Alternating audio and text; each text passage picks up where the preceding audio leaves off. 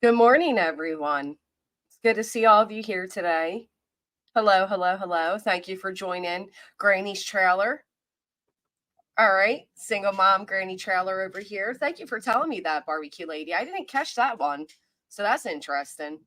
How's everybody doing today? Well, isn't that funny? Because if you think about it, I've been saying that Seth is angry his nuclear family was destroyed, right? And then you have his spokesman that's not a spokesman out here belittling single mothers. And you got Seth Rogers over there talking about a woman and her daughter's prom dress and all the bullshit. So and that was you, wasn't it, barbecue lady, that he said that about? So it's nice to see how Tony and Seth and how they think of women and how they think of single parents. Because isn't Seth Rogers, aren't you a single parent since good old Katie had the smarts to get away from you? I think so, sir. I think so. Well, not much of one, though, we'll say, right? We'll give you that. Very interesting stuff. Thank you for becoming a member, Stephanie. You want to come up, barbecue lady? I'd like to officially meet you, if you're available, of course. Organized confusion, good morning. No one you know. Scout, Zin, Muffin Mouse, everybody coming in. Number one novel writer. Good morning, good morning.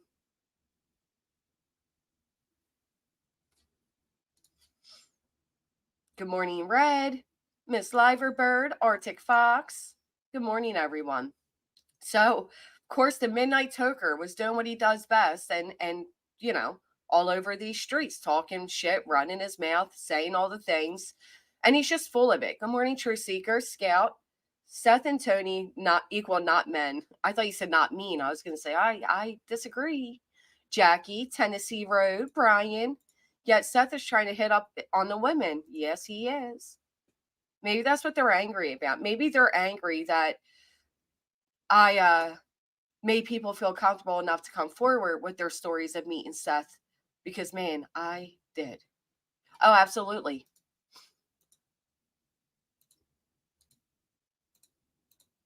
I told you all. I told you. Seth and Tony were out there threatening Trevor Lee not to come back on my panel.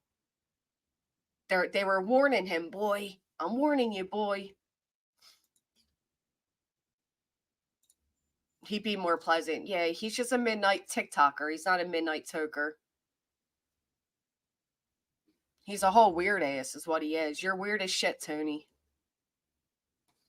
Give me 1 second to fix my camera angle, and I will come join you all on camera. Hey, Rowdy, Winnie the Pop.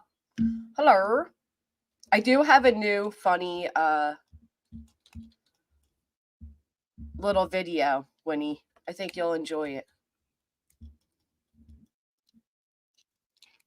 He's a murderer, midnight TikToker. Tony is a funny PR. Oh, I gotta switch headphones. I'm sorry. Hold on. I didn't see you there. All right, everybody, welcome our guest, Barbecue Lady. Hello, hello. Good morning. Morning. It's nice to officially meet you. I want you to know my daughter also Some went. would say. Yeah, people say the same about me, but I felt that, dude. When they made that comment about you, listen, my daughter, her prom dress was unbelievably expensive, and then we had to do all the altering, and then she wanted to go to another prom. She wanted a whole nother dress, and I'm like, I'm not doing all that.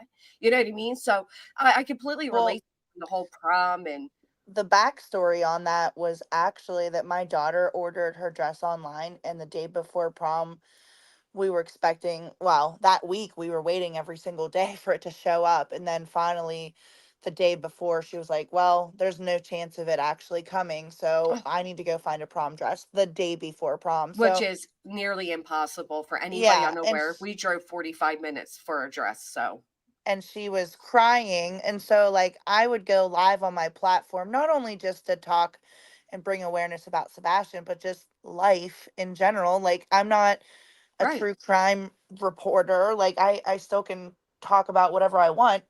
And so That's how we are over the here. We're like a community that's been together for years. Like we go way back. They know my children. You know what I mean? Like we're a whole.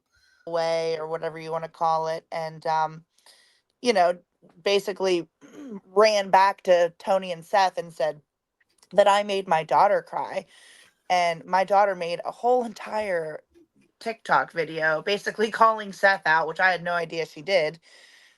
Just saying, like, you don't understand, like, someone that's a little overweight, they might have a harder time finding clothes that fit, and, all of that. So, yeah, I was crying because I was frustrated and thought that I wasn't going to find the one thing that I needed to go to prom was my dress. Let me ask you And this. Oh, there's a little bit of an echo. oops. um, have you ever, I don't know, beat your child in front of teachers? Have you ever had CPS reports? Did you ever sit your daughter down and say, here's what a violent scene of somebody being murdered looks like? No, I No? and Okay. and All to right. be honest, like, I missed some of that stuff because the whole case is just Sloppy. disgusting. Mm-hmm. The Mm-hmm. dynamics of the families, whichever way anybody wants to look at it, and nobody's family's perfect. Don't let me say, like, my family's not perfect. I know other people whose families aren't perfect, but it's like this really, really got messy. And you know, myself and another woman named Tammy, we actually went to Hendersonville and searched for Sebastian, Mm. which is the kicker. Like, I took time out of my week, my life, and I've never searched for anybody's kid in my entire life, and a group of us who still talk every single day, who get on TikTok and, still get hated on, still get bullied, still get made videos on, it's sad. And because we don't preach or follow along with whatever narrative that Tony Mathis is pitching or wants everybody to believe, Mm-hmm. because we have a different opinion, it's like they have our head on a platter. Yep. Yep. That's But exactly last right. night, and it's not even just last night, every night that this man is on the Sebastian Army page on TikTok, he is a foul human being. He is. He is. Like the He's stuff a that he's saying is despicable. And for him to be Seth's spokesperson, Mm-hmm. you're speaking for Seth on a platform, but you're saying all of this stuff. So, I mean, there's been, for the last like couple weeks, there's been little snide comments because I live in a trailer. Okay. There's I nothing you- wrong with that. You got a house my over you and your house kid's head. my house is clean. I own a business. I own both of Oh, my vehicles. um I have three French bulldogs that I take care of. My youngest child, who is the only non-adult, lives with me, is taken care of. And to sit there and bully and degrade somebody and then get his little like posse to continue to make videos and call names and say things like that is just absolutely disgusting. But oh, he has a yeah. whole army after you? Oh yeah. Quote, Sebastian's army of TikTok is Ooh. is not for Sebastian, because if you were really for Sebastian, you would be calling out this man. Right. It's funny you say that. Well, are you newer to like this type of like having like the negativity against you and everything, or have you been around a while? Well, I mean, I've been on TikTok for like 5 years, but Okay. my videos pertain to food, travel, my dogs, funny stuff, just day in, day out life. Okay. And 2 months ago, when I stumbled upon the Sebastian Rogers case, which I followed stories before, like going way back to, Casey Anthony case. And, I'm not in my 20s, I'm in my mid 40s. So, I've seen stuff, but I've never really talked about anything on my platform like this ever. I see. Um, Okay. so nobody really like came for me on social media before, but when Tammy and I went to Hendersonville, excuse me, prior to us going, we had talked about it on the platform. I have to cough. Hold on one second. No, you're fine. And there was a Take your time. rumor that went around, someone had started that said that we were going to try to record Seth if we got a chance to talk to him, which I mean sounds ridiculous in a sense because it's like what are we going to record first of all? But anyway, so we did actually end up meeting up with him. Took him out to lunch. That was the whole thing, like people were saying. Um, our bill, whatever it is, what it is, but our bill was $160, and he ordered food to go also. What? That is And so fucking greedy. and there's a difference between like So taking for who? somebody For out for Michaela? lunch. Did he order it to go for Michaela? I don't know. Let me just be a smartass, okay? I don't All right, but know. that's so rude when somebody's footing a bill. Anytime I've ever been out, like if I go out to like on I a, would never order the $50 steak. You know what I mean? no, Like, right. And not only that, but like the few times, like when I do go out with friends or anything, if I'm bringing food home for my kids, I always get a separate bill to go. Like I always order them separately to go. So I yeah. could never fathom having Hi, some Jay for strangers take me, Justice. strangers taking me out to eat, and then I'm going to turn around and order food to go as well. Wow. Yeah. So whenever we sat down at this place, well, there's more to this story, but so he picked the place because obviously we are not from there. We don't know really anything. Um, he picked the place. The place was a barbecue place. So, I mean, I own a barbecue business. I'm a foodie. I like traveling and eating different foods and things like that. I actually have an anonymous food review page on Facebook. So like it's something that I do regularly in life. Like I'm a foodie. And so I was kind of talking with the owner before he got there, but when we went inside, there was not a single person in there.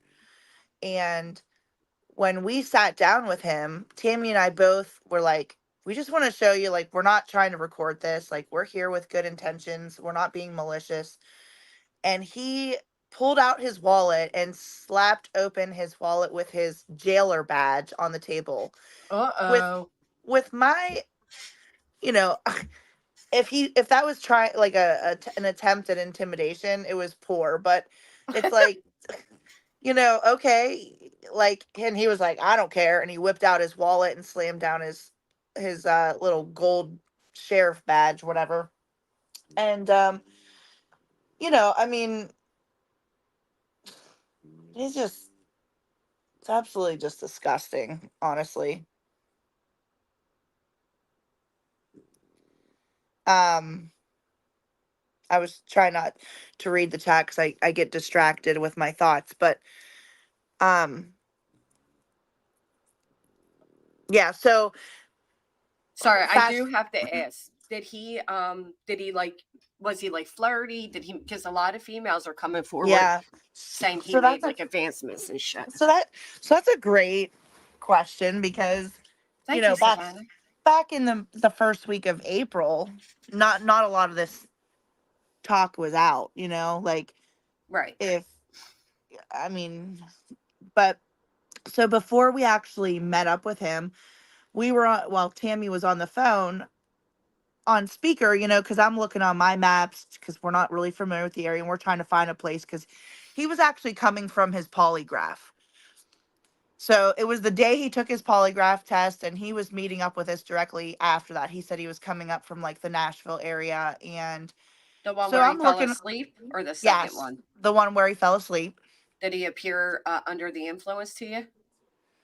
Honestly, I didn't even look at him really. I know that Okay. sounds weird, but like No, I I didn't. get it. I get And it. I think he might have had sunglasses on. I really, I'm like a mind blank. But when we were looking at like the Google Maps to find a restaurant, I had named off a couple places, and he said something smart about the one place, and it did kind of sound like there's some places that are named funny. But when we actually got to the restaurant, um, Tammy had called him, not on speaker, to let him know that we were there.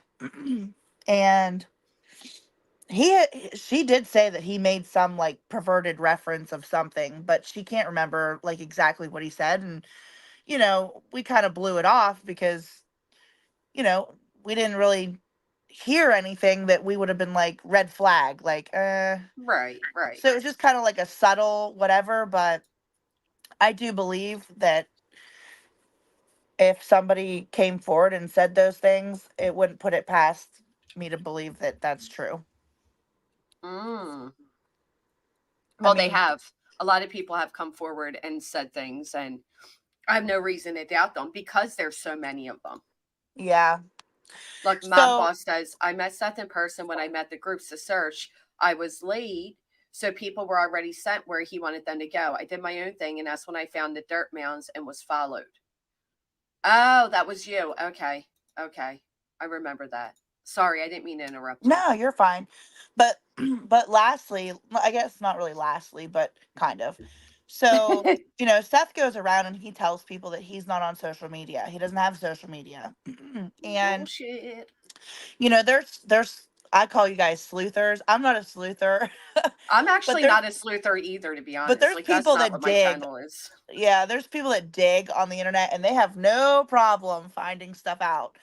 But so we were live on our panel over on TikTok, and this was probably this was like a couple days before the last vigil. And the person came in the chat as Harley guy with some numbers behind it and said like some pretty rude stuff like in capital letters. To And you? I was like, yeah, well, just yeah, basically. And Okay. I'm like, who the hell is this person? So the next comment came through and it gave the vibes that it was Seth. So I clicked on the name and then I private messaged the account and I said, "Who is this?" And they wrote back, "You know who the F I am, barbecue." And then Mm. there was a whole bunch of conversation after that, which I have it all. And I said, "Well, I don't really know like if this is Seth." I said, "So, you could be like a troll account." I said, "So, if it's you." Now, mind you, I just told you that nobody was in the restaurant or anything like that. I didn't really have any way to vet that it was Seth on TikTok, Right. except the one question that I asked him was, "Where did we sit in the restaurant if it's you?" Mm. And nope, Tammy and I didn't tell anybody. We didn't document it. We didn't record it. We didn't discuss it. And he came back with the exact seat that we sat in. So it's definitely him. Yeah, I mean, and then there's people saying like, "Oh, he doesn't." Tony came out. Seth doesn't have TikTok. He doesn't even like Harleys. Shut up, Tony. Right. Shut Like, up. shut up. You're such a liar. You wanna defend everyone that and I mean, now they're literally last night on live, they're raising money through someone's Cash App, this girl named Cajun with a K, to get Seth a tattoo. And Tony wants to get a tattoo with half Caleb Harris's face and half Sebastian's face. That's fucking weird. That is so fucking weird. Who the fuck does that? Like two missing boys you don't know, and you're gonna blend their faces together in a half, and that is weird. Put a one in the chat if you think that is extremely bizarre. What is wrong with this guy? Oh my god. Listen, in the beginning, I'm going to say, like, public perception, people had opinions. And I think that it was and it still is, a tread carefully situation. It is very sad that this boy is lost, missing, whatever happened to him is horrible. And I cannot imagine one of my kids not being in my house every night, day in and day out for over Correct. 100 days. I just can't imagine that. Okay. But as time goes on, people's actions, and I know like a lot of people in the beginning were very speculatory of which parent was involved, which parent wasn't, whatever. But at the end of the day, behavior speaks mounds. Actions speak louder than words. But the actions of this spokesperson and the actions of just, I mean, it's honestly despicable to me. Like I don't feel that, and this is just my opinion, I don't feel that any of the parents had anything to do with it. I do I believe that agree. there is a possibility, a big possibility that he did walk off regardless of whatever. He didn't have shoes, all that other story stuff. I do believe he walked off. And I do believe that Seth Rogers is using this as a money grab, because I feel like, because we are talking about the unpopular opinion over on my channel, it's bringing on doubt, and people are slowing down on the support, the donations of money. And I hate to sound like that, but it's like, if people just take a step back, take everything out of the equation of you know most of it, it just seems odd to me. Money, money, money, money, money, money, money, money, money, money. I Tony, agree. money, money, money, money, money, money. Donations. We need to get funds. We need to get this. We need. Listen, I spent $1,500 of my own money to board my 3 dogs. My daughter went to her friend's house for the week, and I got in my truck and drove 10 hours to Hendersonville, Tennessee, and searched. Okay. Tony went from Oklahoma to Tennessee for a meet and greet and went out and was drinking and drove back to his hotel. Mm. Actions speak louder than words.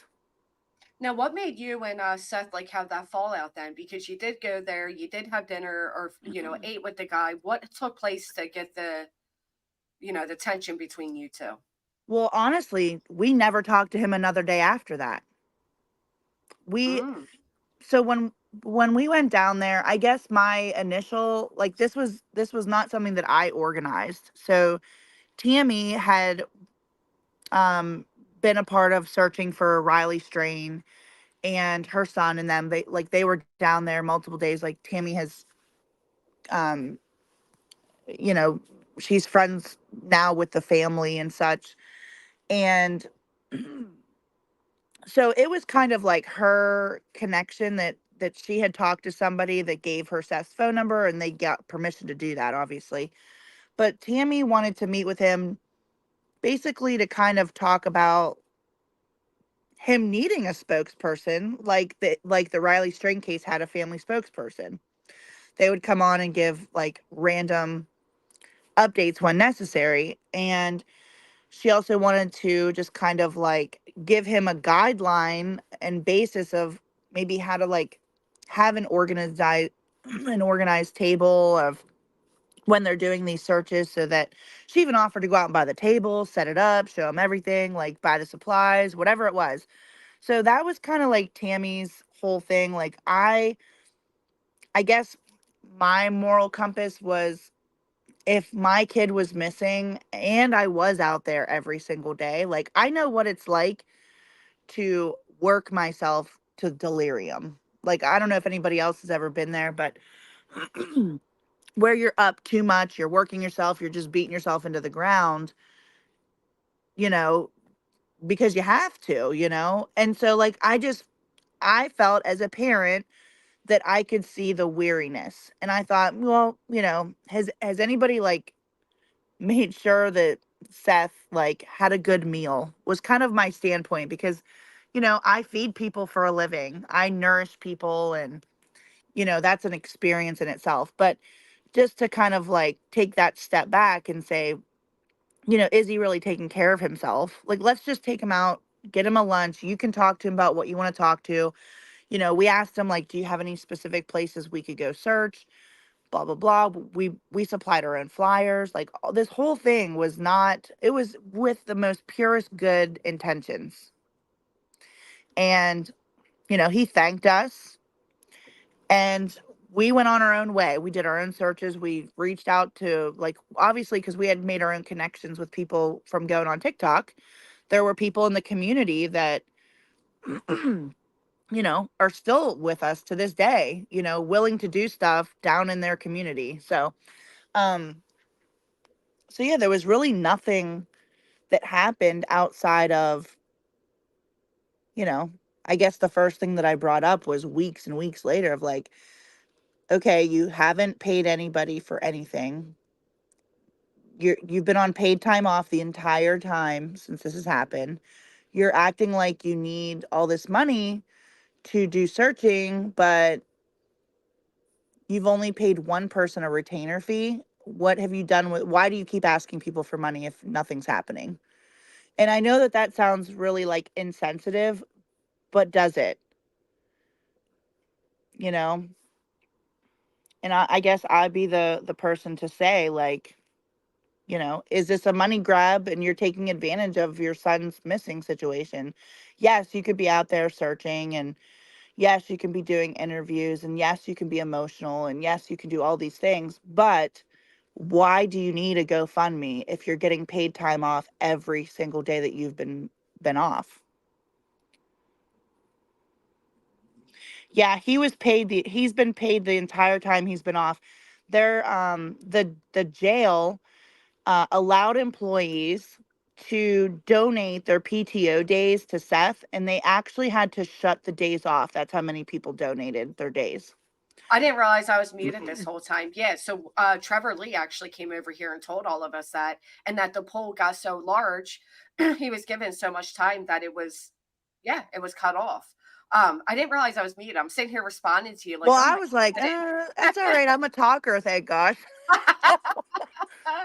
I'm like in full conversation with you, and you're Oh, actually shit. answering me, but my mic was muted. So Oh, Arctic Fox, did you actually see search Seth search? no, No. no.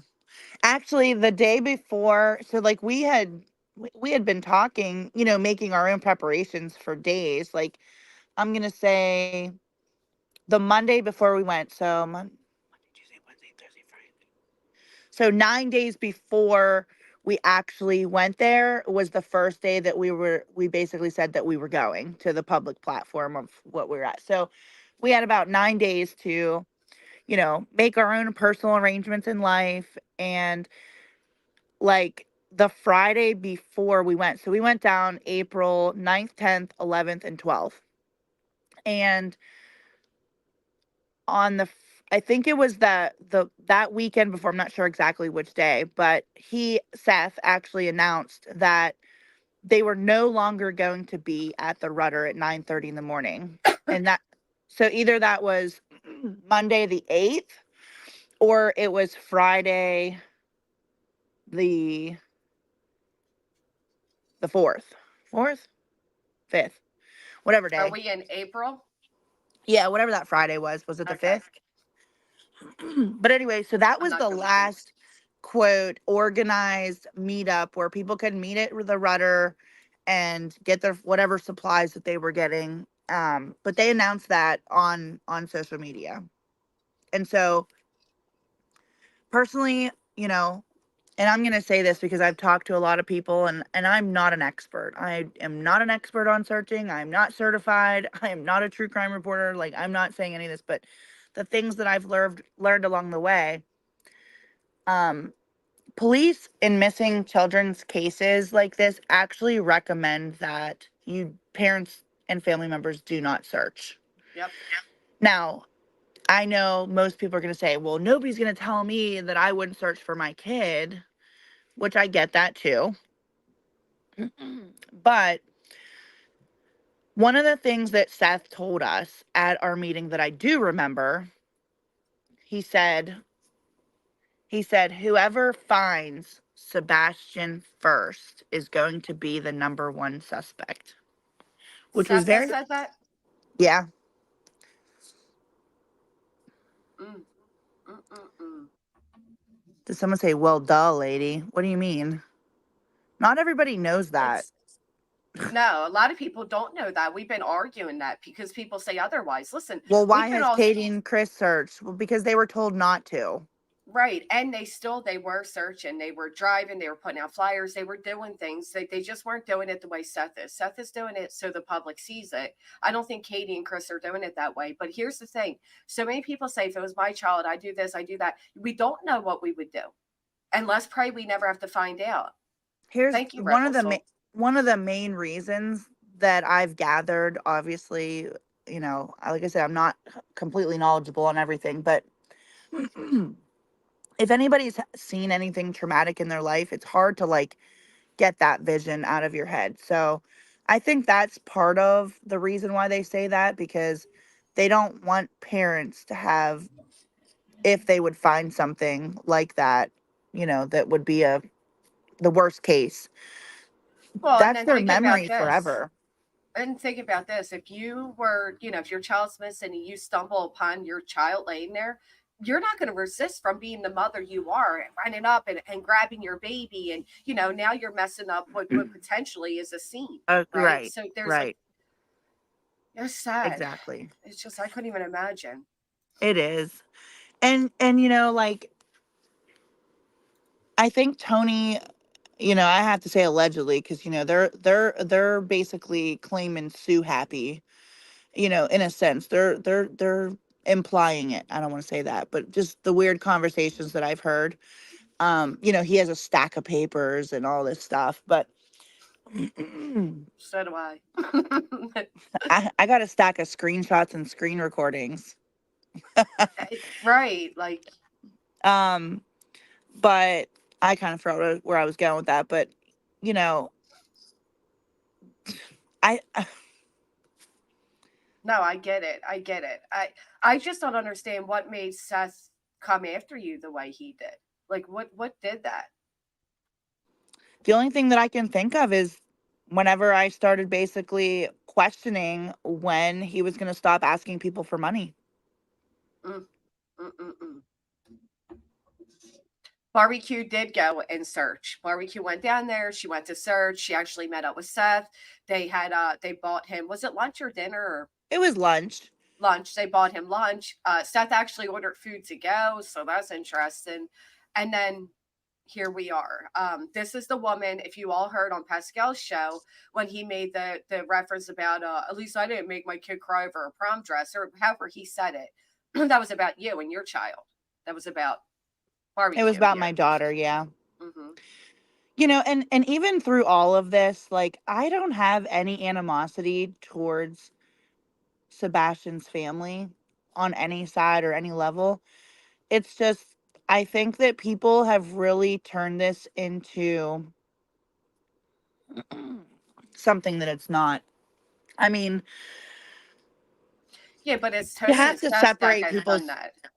you have to Sorry. separate people's personal lives off of the internet. Like, I don't even know who you are, Granny, but I'll be damned if I like sit here and think in my head because I don't agree with something that you say. Well, where's she live? What's her real name? What kind of car does she drive? Does she live in a trailer? Well, all those Let answers me are out there. I well, live in a but basement. I live in an attic. I live in a garage. It's all up to whatever side you want to listen to. I live with my parents. My car, if you're in here, LA, I got so mad. I seen her make a comment like, Granny drives like this old hoopty. And I'm like, no, the fuck, I don't. So I get it. And that's why I was but who asking for you to cares? all this. Who I've cares had, if you who well, cares if you facts, drive right? a car with two donuts on it and some rust and a hole and a license plate light If it out and a gets me to padiddle? right, if it gets me to A and C, who cares? But that's why I was asking, like, are you new to this? Because people are vultures, especially on Oh, YouTube. And I've noticed a lot of people coming from TikTok are using their government names. And I would highly encourage your chatters not to do that coming over to YouTube because mm, YouTube is disgusting. I had to get rid of my Facebook. I've had my minor children being exploited. I people have conversed if they thought my then 9-year-old son was gay or not. Okay. So like this place is disgusting. It is yeah. gross. And I'm sorry that you're experiencing it. Well, I have people Yeah. that our chat is amazing over there. I got to tell you, like, um, we I've taken some risks and shared my phone number with a few people that I over the time have, felt like I could trust, and so far, thank God that, that has stayed true and my judgment has been somewhat good. But I have also received, because have to sleep, but I've received messages, screen recordings, pictures of stuff that I would have never seen. Mhm. But the the one thing, like, someone sent me a recording of this lady who has her full name on TikTok, basically saying, I know where barbecue lives. It'll take me 2 seconds to find her business. She better watch out. Well, you know, it only takes 2 seconds to copy and paste your name and find out that you live in Arizona and this is your, it's like Right. Right. people are kind of stupid, but it's like, how dare you say anything about me because you don't agree with what I say? I agree. And here's what I've come to learn, and it took me a while to get here, is the people that are sending you those things is that they don't. Because I know, like, you can say, like, oh, it doesn't, but it will bother you. It does add up, and it does It does message for bother you. me. It really Right. does. I always tell, I finally have an amazing group of people around me, my moderators and everything, and they know if I don't know it, it can't hurt me. Let the people talk, because and then you know what happens? You end up responding, and eventually you get as nasty as they are, and it just becomes this whole, like, disgusting hole that you can't get out of misery, of nastiness. You know what I mean? Like, it's so not worth it. I've learned just to not even listen to it. It is definite mental anguish. The kicker of everything, and I can't say where I got it from, but at 3:30 in the morning last night, somebody sent me Tony Mathis's cell phone number contact. Hmm. And I thought about reaching out to him and confronting him, but instead, I'm just going to let this little video that I have on my TikTok, and there's been a ton of people who shared it. There's people that anonymously put it in the missing for Sebastian Rogers page. So I'm just going to what do they say? Let TikTok do their job. Yeah. Yeah. Yep. Let TikTok do their job. So Um, on a good note, because I don't want to take up your whole time, but I am going to jump off here. But I just want to say, on a good note, um, myself and some of the people over on the other platform, we are, because people in Hendersonville are not talking about Sebastian anymore. It's like they're mhm. going about their days as if nothing has happened. Okay, and that is facts. I know a lot of people down there now that I talk to on a daily basis. It's like, and I made a little connection down there. It's a very great, wholesome town. Like, really, just like, we didn't have any threats, no issues. People handed us keys to their side by sides and said, here, if you want to go search. So it was very sad to be there doing what I did. I don't even think I could ever do it again, to be honest. So But since you've met people there, I mean, I've spoken to people that live in the area, and they say that that so-called neighbor that came forward, nobody recognizes that voice. It's not a neighbor, and they also said, them saying, like, Chris and Katie did X, Y, and Z at the neighborhood barbecue. They're saying they haven't. They don't do neighborhood barbecues. Have you heard differently? um I have not dug that deep, but I'll tell you guys this much. One of the neighbors across the street is a pastor at a church. The subdivision that they live in has about, I think, 68 houses, and there's probably only like a dozen cameras in the whole place. So it's a very trusting neighborhood. When Tammy and I were there, there was like neighbors, like 5 or 6 different neighbors coming out of their house with their dogs to go do like dog walk laps and things like that. But as far as that stuff, no, I didn't hear any of that. And I think that there's a lot of people coming out claiming a lot of stuff that is just straight BS. Mm-hmm. Um, I wanted to circle back to what I was saying though, real quick. So, you know, there is no talk of the town. Sebastian is not, like, flyers are down, like, for real. And I know that there's one individual that's been out all week searching Old Hickory Lake with their boat. Um and I I've heard, I haven't seen for myself, but heard that there's, a YouTuber that is on here. Her name starts with a T, and she's been out searching. I haven't seen anything like that because I don't have time to sit there and double check. Like, are you searching? I don't care, but that's great if they are. Right.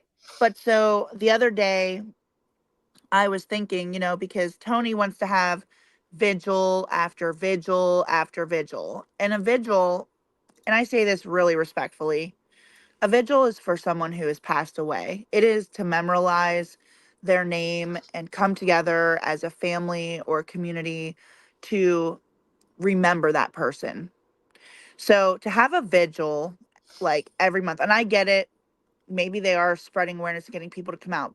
But instead of having a vigil, why aren't people in the community searching? Okay. Right. So we've come Instead up of like with, a party, get yeah, everybody together and then spread out and search. Why like sit yeah, in a parking lot and meet and greet? I agree. Do yeah, I wonder if there's like sorry. like the ride. You had all those people there and nobody went out and searched. Like, Right. I don't know what waste of people's presence. Um, it's sad. But so, They could have done both too. They could have done the ride and then they could have done like, everybody stop at one location. Now we're going to get out and search. yeah, they could have made a day of it. But so basically what I've done, and I don't want to take full credit, but what we have done on our little group over there, we have made a flyer and we are going to push it to, we actually called the county mayor's office. We have a lady who has a connection with the media for Channel 2 News. We're going to send it to Sumner County Sheriff's Department. And then obviously we're going to get the flyer, and a lot of people in the area are going to try to push the flyer on social media and Facebook. But basically, we're going to have a community encouragement like search weekend, the 14th, the 15th, and the 16th, because while we're over here through our screens, not everybody can go there and help search, but really the community needs to be encouraged to truly go search their properties. There's been a lot of flooding down there in the last couple of weeks. And, if Sebastian ran away, hid somewhere, got stuck somewhere, I hate to say it like that, but like to rule out that um, people need to really make a conscious effort to just double back and go through their properties. So we have an email and a phone number. So a lot of in the beginning, a lot of the time was like, hey, make sure you have the homeowner's permission to search. And I think a lot of people kind of got scared because it's King Castle law down there. And, people don't want to get, in trouble. So the way that the flyer is going to be pushed is that if you're a homeowner in the area and you can't get out to search or you need help searching, that you can email or call this phone number and basically give your verbal permission. And then anybody that is able to go help search will submit their information to the email, and then we'll give that to the homeowner themselves so that they can reach out themselves to the person and say, hey, I'm going to give you permission. Because it's a lot of like uneasy back and forthness, but just to kind of push that out and get his name out there, and just like, it's Father's Day weekend.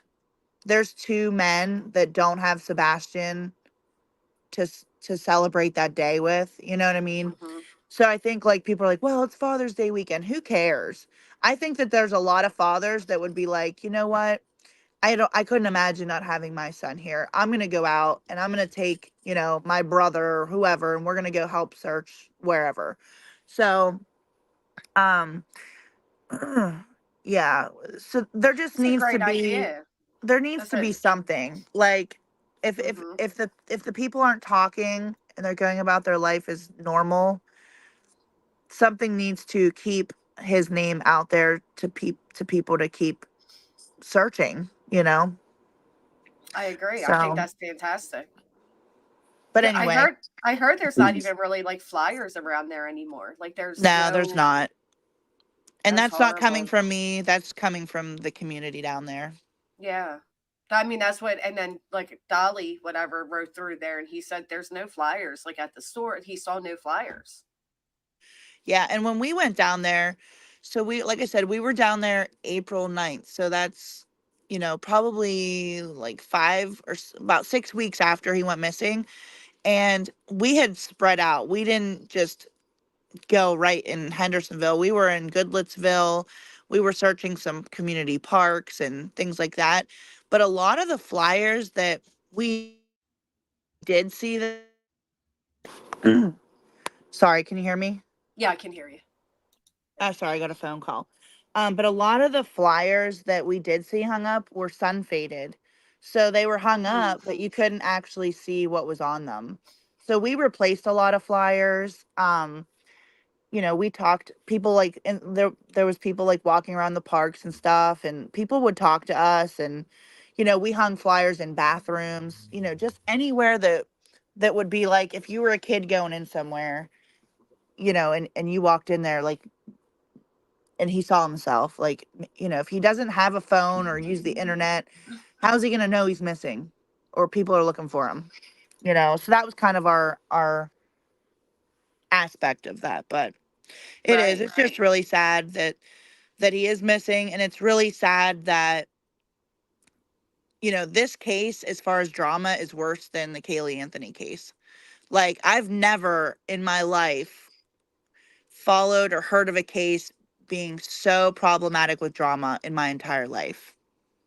Unfortunately, I have over here on YouTube, there's like the Summer Wells community, the Chris Watts community. There's kind of it's almost like a handbook people follow when it comes to, we literally guessed it. Like people were putting Seth on this pedestal. We knew eventually they would knock it out from underneath him. Then we get personal details, like conversations they had, and it all seems to be coming true. It is really unfortunate. But what I've never seen besides Summer's case is the parents intentionally put so much drama out. Like Seth Rogers is intentionally putting this drama out. Yeah. See, I didn't really I know about the Summer Wells, but I didn't follow it. So I don't I mean, I've watched some videos like there was somebody that got a tour of their house and went Yeah, down their creepy entrance to the downstairs. I don't know, the whole thing just kind of weirds me out, but I don't know, it's really sad. There's way too many sick people in this world that this should even be happening to begin with. I agree. Now, yeah, that's a good question, Annie. Wait, flyers are faded? I thought Seth was out there passing out flyers, free flyers. Yeah, Morning, there's Sever. definitely flyers that are faded from the sun. That's really sad. Now, you sent this clip, so this is going to be Tony. Do you want to stay up while I play it really quick, or are you in a Oh, rush or sure. anything? Yeah. So let me just tell you that there is on this panel, there's a retired police officer and a defense attorney who is in the top two right boxes. You're kidding. No, I'm not kidding. Wow. Okay. Okay. So we got retired LE and a defense attorney. And Tony Mathis. And Tony Mathis. And to the left of Tony is the person who has the Cash App in her bio raising money for Seth's tattoo. Get the. How many of you are going to donate to Seth's tattoo? Are you kidding me? Well, you know what? Why if he wants a tattoo, why doesn't he just go get a tattoo? He got all the money. Why would he need more money to get a tattoo? I'm not. I don't understand this. Wow. All right, let's hear it. Oh, Bobby. Hey guys, that's for you, barbecue. Oh, I got the other headphones in. Shit. All right, hold on. We heard it. Yeah, you guys could. I couldn't. Oh. I have a earbud in. Hey, I feel like that's towards me, guys. That's for you, barbecue. Yep. What do you say was for you, barbecue? The middle finger on the page. I feel like that's towards me, guys. That's for you, barbecue. That's mature. Yep. Do you know who it is? No. Nobody knows who she is? Who? This I can't see you. Hang on.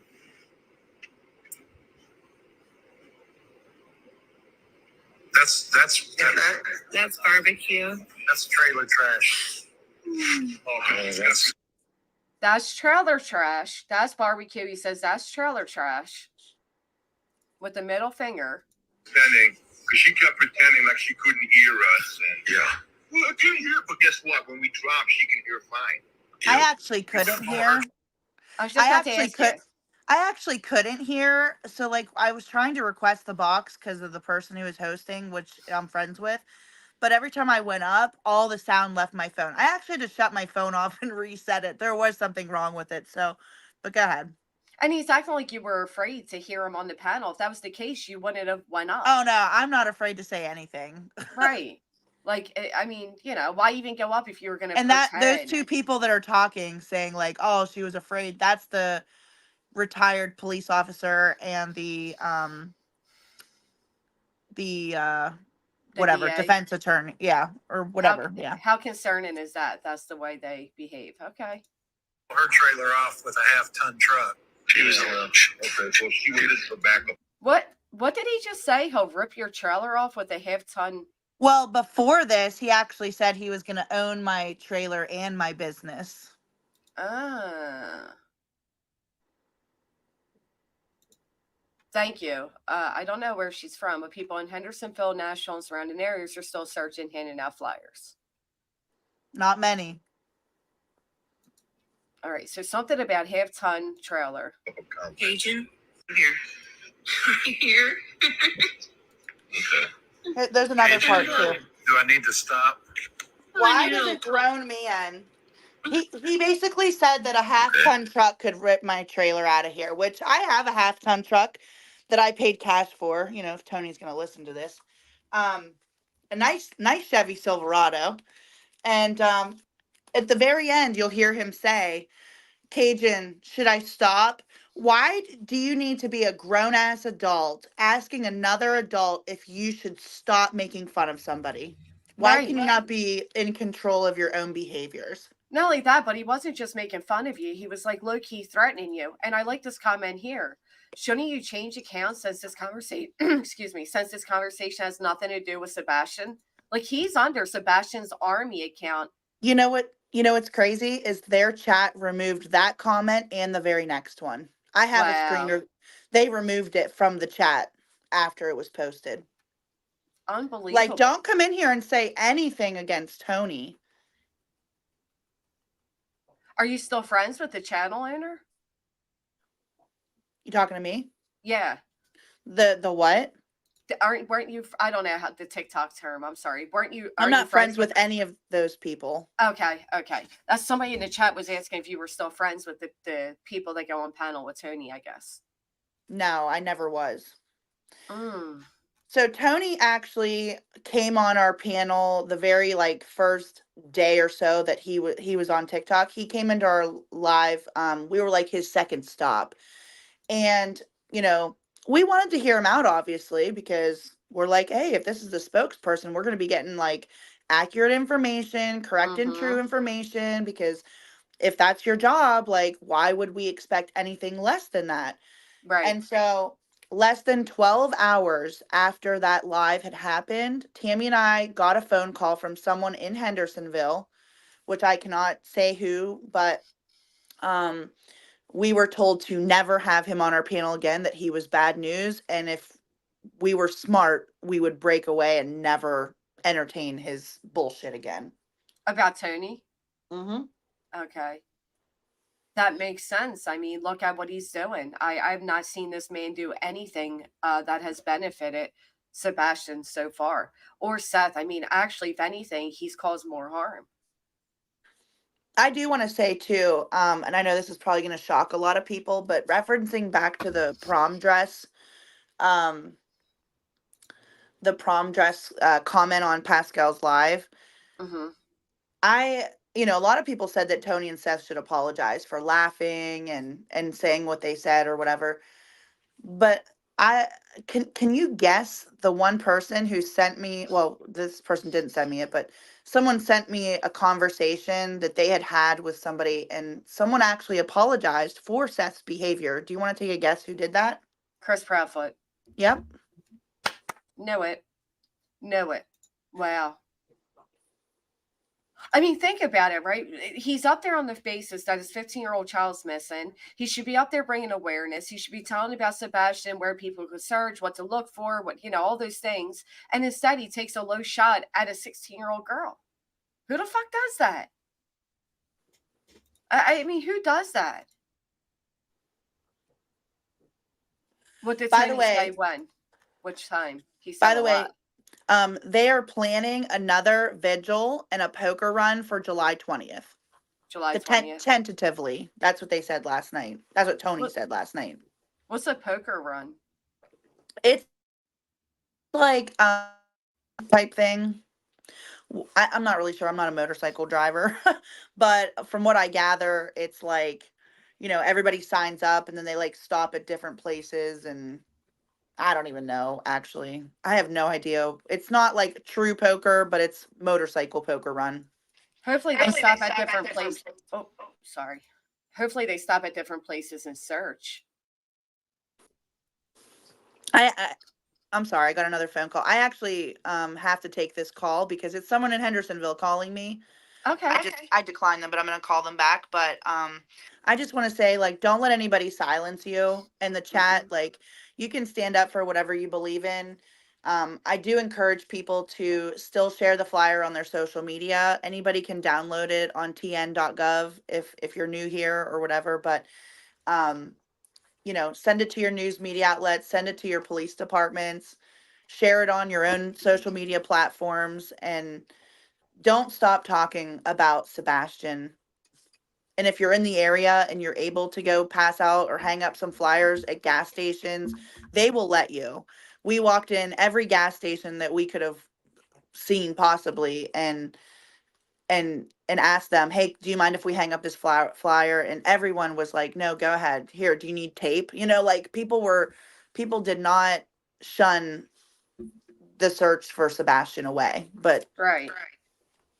yeah, but anyway, I appreciate you having me up here and letting me, I guess, tell a side of the story that maybe not everybody has heard or that just kind of adds to it. But Yeah, it's I sad. appreciate it. And Tony is despicable, in my opinion. We completely agree with you. It was nice meeting you. Thank you for sharing that with us, and thank you for everything you're doing. Yeah, it's part of me sometimes wants to say, you know what, I'm done with being harassed and bullied, but then I feel like that's what they want. They want people to not talk about spreading his awareness, because why else would you come after people who have tried to do good things? I completely agree. So, all right, thank you so much. Have a good day. Thank you. Talk to you soon. Bye-bye. So the chat is saying a poker run is where they stop at different, I don't know, maybe it's not necessarily bars, but they stop at different locations. Each one you collect a card, and then at the end, the last stop, you play a round of poker. Poker runs bring money and awareness. Okay, awesome. Thank you for telling us that. Yeah, I feel like Tony is definitely a bully. She did say there's another part to that clip. I don't think she emailed it to me, where he's basically saying like, oh, single mom, white trash, trailer park, trash, blah, blah, blah. No, he didn't say white trash. Sorry. Trailer park, single mom, trailer park. About the prom dress, please. I'm confused. All right, hold on. So Pascal hosted Tony and Seth. Let me pull it up. Give me just a moment.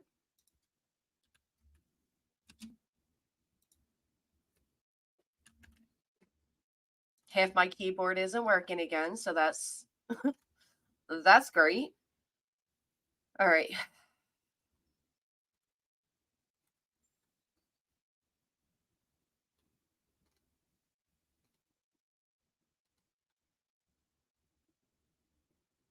Where'd it go? Okay, right here.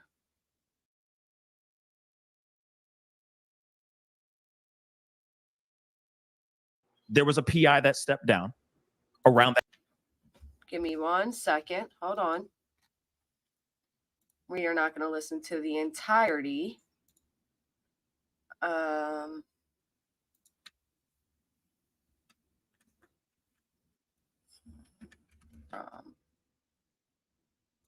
Okay.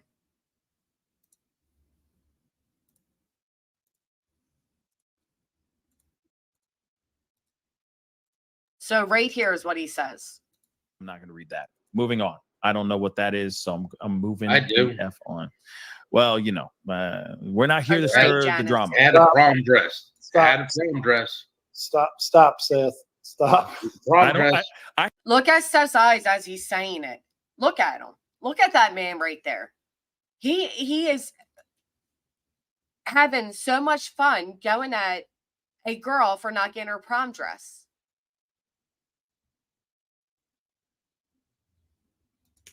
Look at his eyes. Okay. Look at his eyes there. This is nutty. He's excited. Oh, yeah, they find it hysterical. Had a Stop. prom dress. Stop, Seth. Stop. Prom dress. I have no idea what you guys are talking about. Dresses, okay? Oh, God, I have no idea what you guys are talking about. But we're going to continue on. Crime Talk. Thank you so much. Stop all the drama toward. Oh, see, again, still barbecue. I don't know what's going on with that, but we're moving on. Gypsy, thank you so much. Yep, I said the law enforcement would have to move on. Stop. The drama. I'm moving to start drama on you. Must be nice. You have $10 to spare to start drama on YouTube. Okay, I'm not going to read that. Moving on. I don't know what that is, so I'm moving. I do. F on. Well, we're not here to stir the drama. Had a prom dress. Stop. Had a prom dress. Stop, Seth. Stop. Stop, Seth. Stop. Yes, please do. Please hit the thumbs up. Yep. He does, Jason. I think that's what he's doing. I think he makes the keyboard work for his gaming. I called my local station. They won't cover it because it's not in our region of our countries that they cover. I explained how long it's been, that he would be anywhere. I just about pled. Oh, thank you so much, Southern Girl. That was a great idea. So, yep, there it is. Look at his eyes there, though. I can't get over that. Like, crazy-eyed or something there, Seth. You all right? So, TikTok Tony,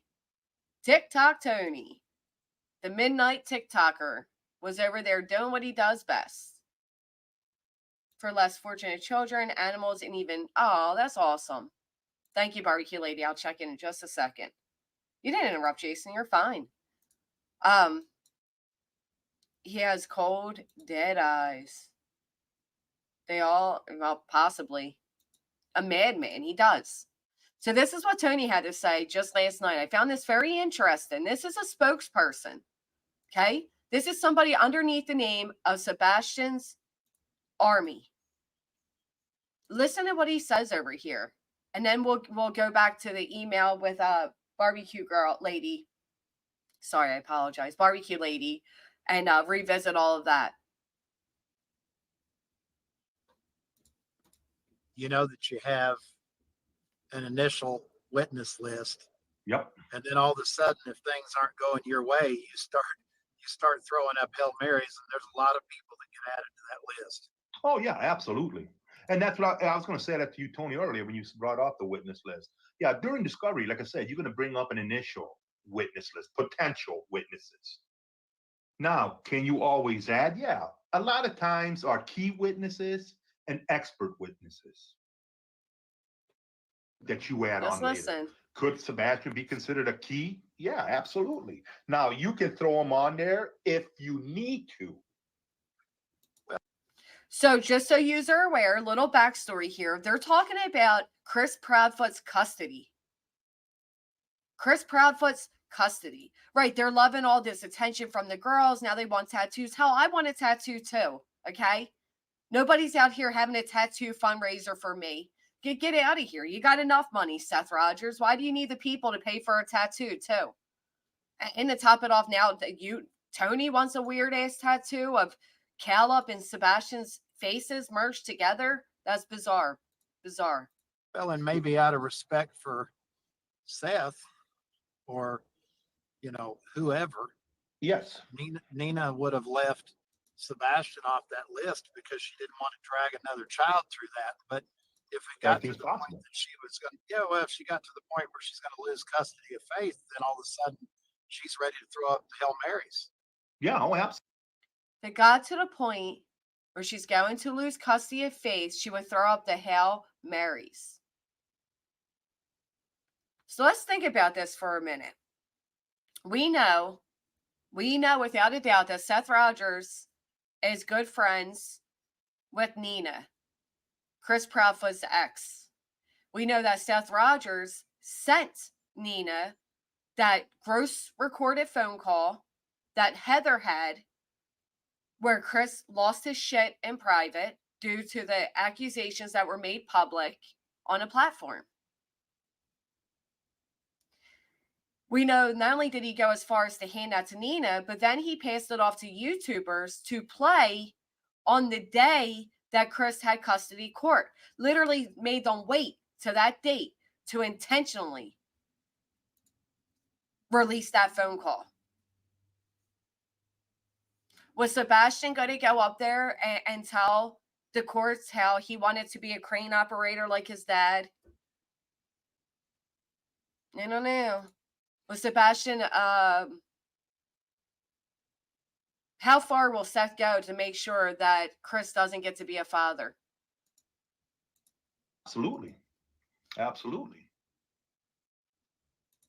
They speak. They do. They speak in private all the time. Yep.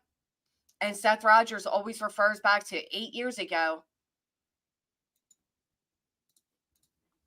Well, then again, guys, just this is a theory. This is a theory of mine and Delta's. Yeah. Do not run with this, okay? Do not run with this. Yeah. Then don't say this shit out loud, because you know what the internet does. It doesn't matter if you say this is my theory, don't run with it. Don't run with it. You know what you're doing right now. It's just a theory. Just because Tony's in here and talking about it too does not make this legit. This is just a theory.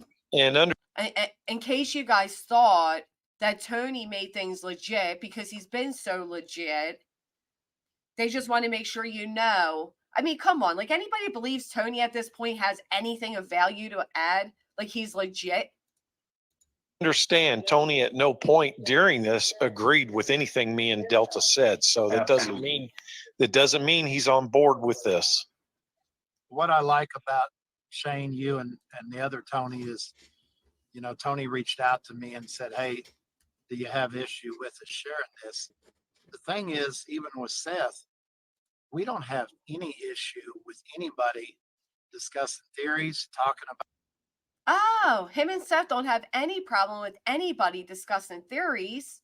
Starting a choo-choo train for a tattoo fund. Come aboard. You know what? I would really appreciate it, Annie, but thank you. Thank you. I really appreciate that. Thank you so much. About the case, you know, the issues when the attacks start. I mean, if people are having productive case discussion, I mean, that's what the true crime genre is all about. Do you think that conspiracies is what the true crime is all about?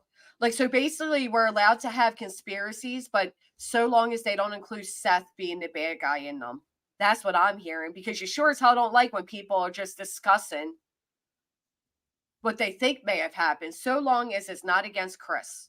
I mean, I'm sorry, Seth. Okay, Ines, thank you. You don't have to do that. Seriously, thank you. Well, let me say. Ocean in the comments says that I work in family law and it's highly unlikely Sebastian would be allowed to testify. Go ahead, Shane. He would be highly unlikely what? To testify. Well, you got to understand something, though.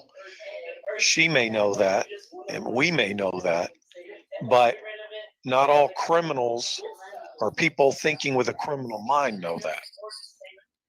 So let's talk about that. The chatter may know that, and Nina may know that, but not everybody thinking with a criminal mind may know that. Put a 1 in the chat if you think Seth Rogers is more likely to think with a criminal mind. Put a 2 if you think Chris Proudfoot is. A 1 for Seth Rogers to be more likely to have a criminal mind state, or a 2 for Chris Proudfoot. These people that are thinking Chris would get rid of Sebastian so he wouldn't testify at family court, excuse me, hiccups, is absolutely ridiculous. Because if anything, Sebastian disappearing from that home has hurt Chris's custody and wouldn't benefit it any. There would be not one single benefit to making him disappear so that he wouldn't testify. That is such a stupid thought. A stupid thought. They're not going to put a 15-year-old autistic child on the stand to speak against his stepfather. Do you know how much problems that could cause? Good question, Mitt Mama. Is that his name on there? Usually he's going by Sebastian's Army. How stupid. There's no benefit. But why wouldn't he? If he's 15 years old, why wouldn't he be able to testify? He would be. I don't know.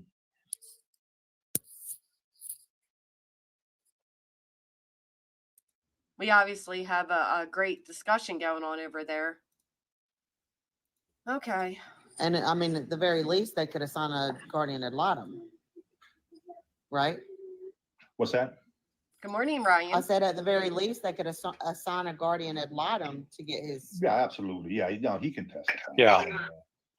I don't. I mean, are you a family attorney or you just work in the field? There's, it's different. No, I don't know. Could a child testify and be? I don't know. Could that happen?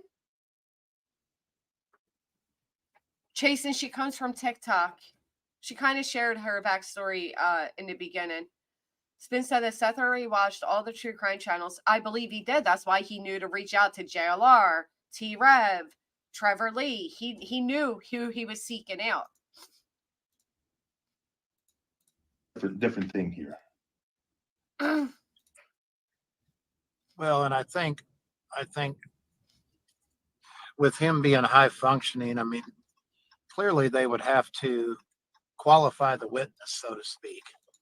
And I think there would be a process to him being able to testify. But, if we believe, and we've been told time and time again, that he was very normal, even at school, I think if Look how Tony speaks. He was very normal. He was very normal, even at school. He was very normal. What, Tony? push came to shove, I think he could be put on the stand. Thank you so much, no one. I understand you saying he probably wouldn't be a credible witness, but you'd be surprised. Okay, listen. People think of the word autism, and for some reason they think stupid. Who is this guy that's speaking? Like, what is his credentials? No one. Thank you so much. If you became a member, that is thanks to no one. If he testified, be in the judge's chambers with no one else besides the guardian ad litem, and the problem with people who have no idea what they're talking about.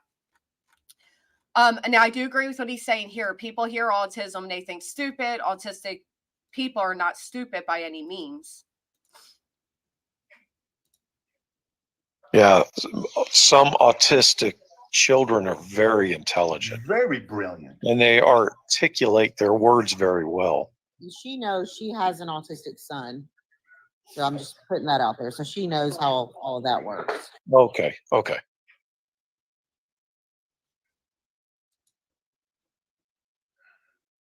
There we go. But I the guess mother the of an point is autistic child. I that, know how it we've got a works. lot of intelligent folks on here.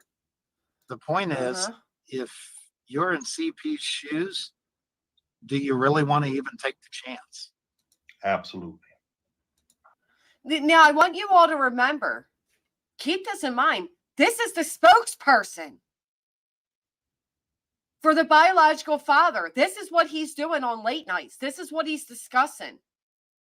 He is the one that is out here implying that Chris Proudfoot made Sebastian disappear out of fear that he would testify at his custody hearing.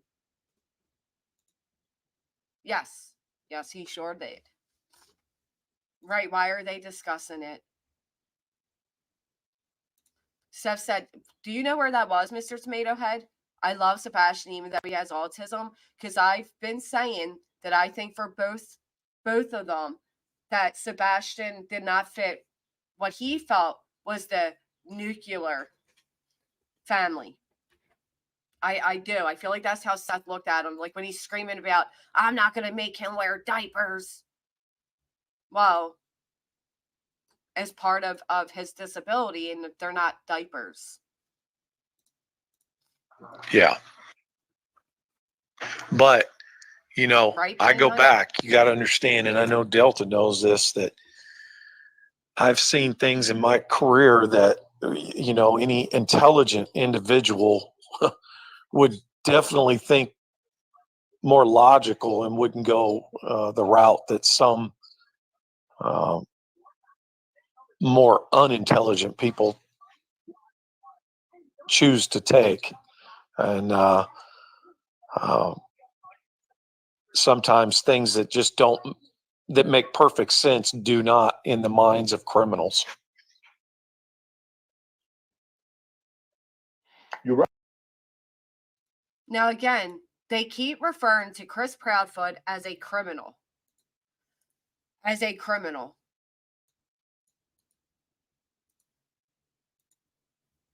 Mm. Right. Great people. You're absolutely right. You know, you got to understand, you know, people's demeanors change every day. Okay, especially when you in a case like this, if you're innocent, you're sleeping, you know, I mean, I'm gonna say sleeping like a baby, but you know you got nothing to worry about as far as the law. You can look yourself in the mirror. What's that? You can look yourself in the mirror if you're innocent. Yeah, absolutely. If you're guilty, guess what? Your demeanor is going to change every day. Well, and let's look at Seth. Whose demeanor have you seen change as time goes on? And now listen to what Tony says here. Right? We've got video after video where he's lost his cool with an interview. What we have to worry about with him is keeping his composure. We don't have to worry about him getting the story straight. Right. And his energy is coming from passion and love for his son and fear. And that's all it is. Yeah, and I'll tell you, as someone who's taken behavioral and interview interrogation tactic classes and stuff, I at no point felt at all, and I'm a very skeptical individual. Tony wants to know where we can show one interview, just one interview, where Seth has been inconsistent. You got time, Tony? Because I do.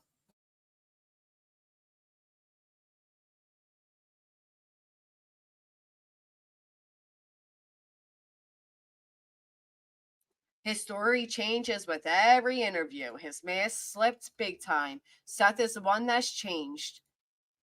I know this guy is a PR guy, but what exactly is his career? He's a crane salesman. He is not actually a PR. I don't understand. I possibly think that every night parent bash session is actually supposed to help find Sebastian.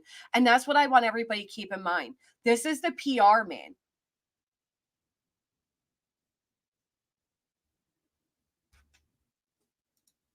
Against Sebastian. Seth straight up claimed Chris and Katie Proudfoot allowed violence against Seth in their home, and he used the R word. Can you email me at new account so I can go revisit it? So yeah, he tell me where he's been inconsistent. Every different panel he's been on. There was a Shane that apparently is fake canine handler, and later a Shane that is legit but not professional in actions taken while on TikTok live. Broke laws live. We're all PR persons. Thank you, No One. Thank you so much. He's not a PR. Pure rotten, right? Very skeptical. Everybody is suspect in my eyes until proven otherwise.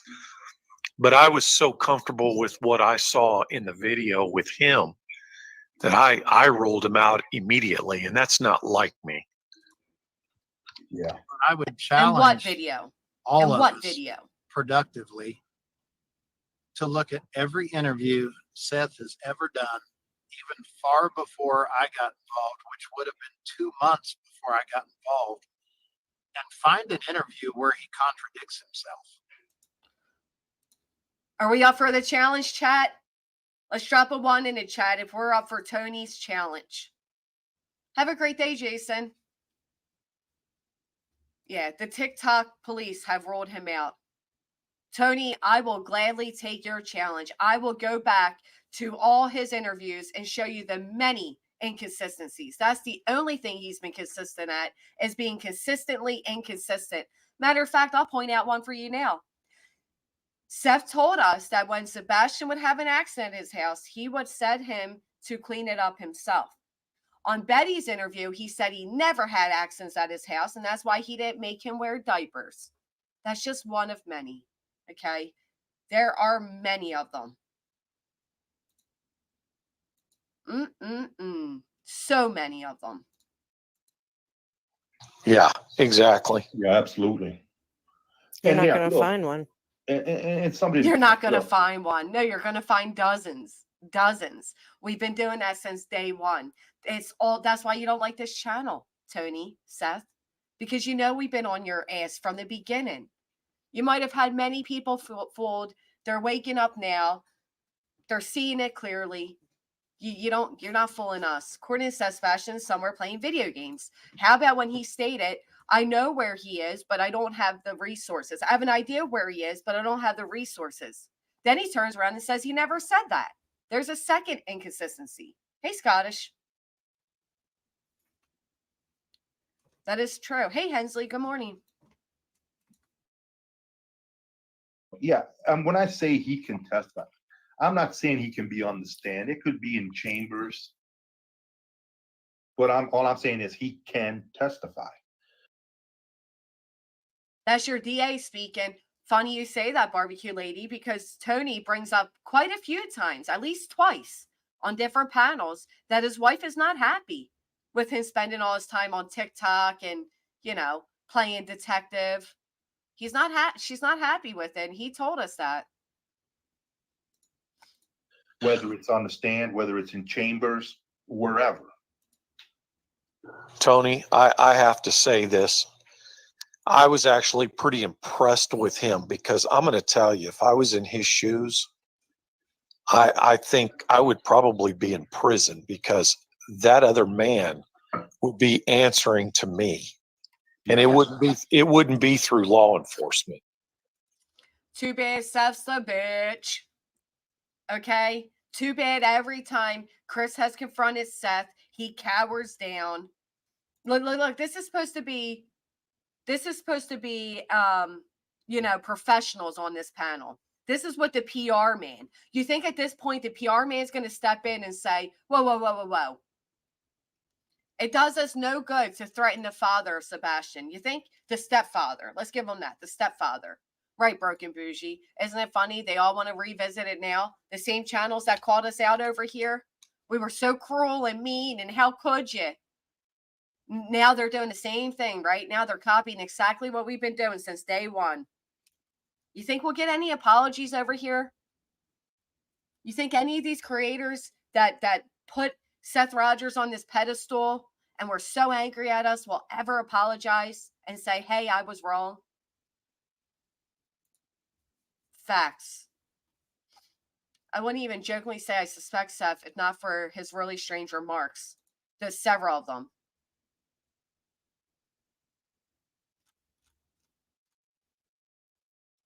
He does, SS. He does think that's flirting. Yeah, I have to be very careful what I say, but No, you don't. You and Delta have been. We've talked offline, and I think you guys know me well enough to know that I don't think I'd be waiting for LE. Right. Absolutely. You hear that? You hear that? They're searching for specialists, disturbing in me, practice what you preach. I don't preach that. You hear what the PR guy is saying over here? Mr. PR man, the one that is in Seth Rogers' ear all the time. Does anybody wonder why, since this PR guy came on the scene, Seth Rogers is losing his cool left and right? You have a jackass like this hyping you up, doing the opposite of your job. Sure, Linda, I'm sure there is. We'll revisit them as well. I'm sure there is. Not nearly as many as Tony, because they're not talking nearly as much as Tony. PR man. You know, and I watched I watch all of Betty's videos because I really like her as a as a true crime person and just a human, and I really like her for what Tells us all we need to know about you, Toaster. she stands for in this case. But she was on one Listen of her here. lives. This is and important. Somebody was now early on. I will tell you that Seth and I did have just like. No. Excuse me, Luna Lemon. No. Don't you dare say that. I do preach awareness for Sebastian.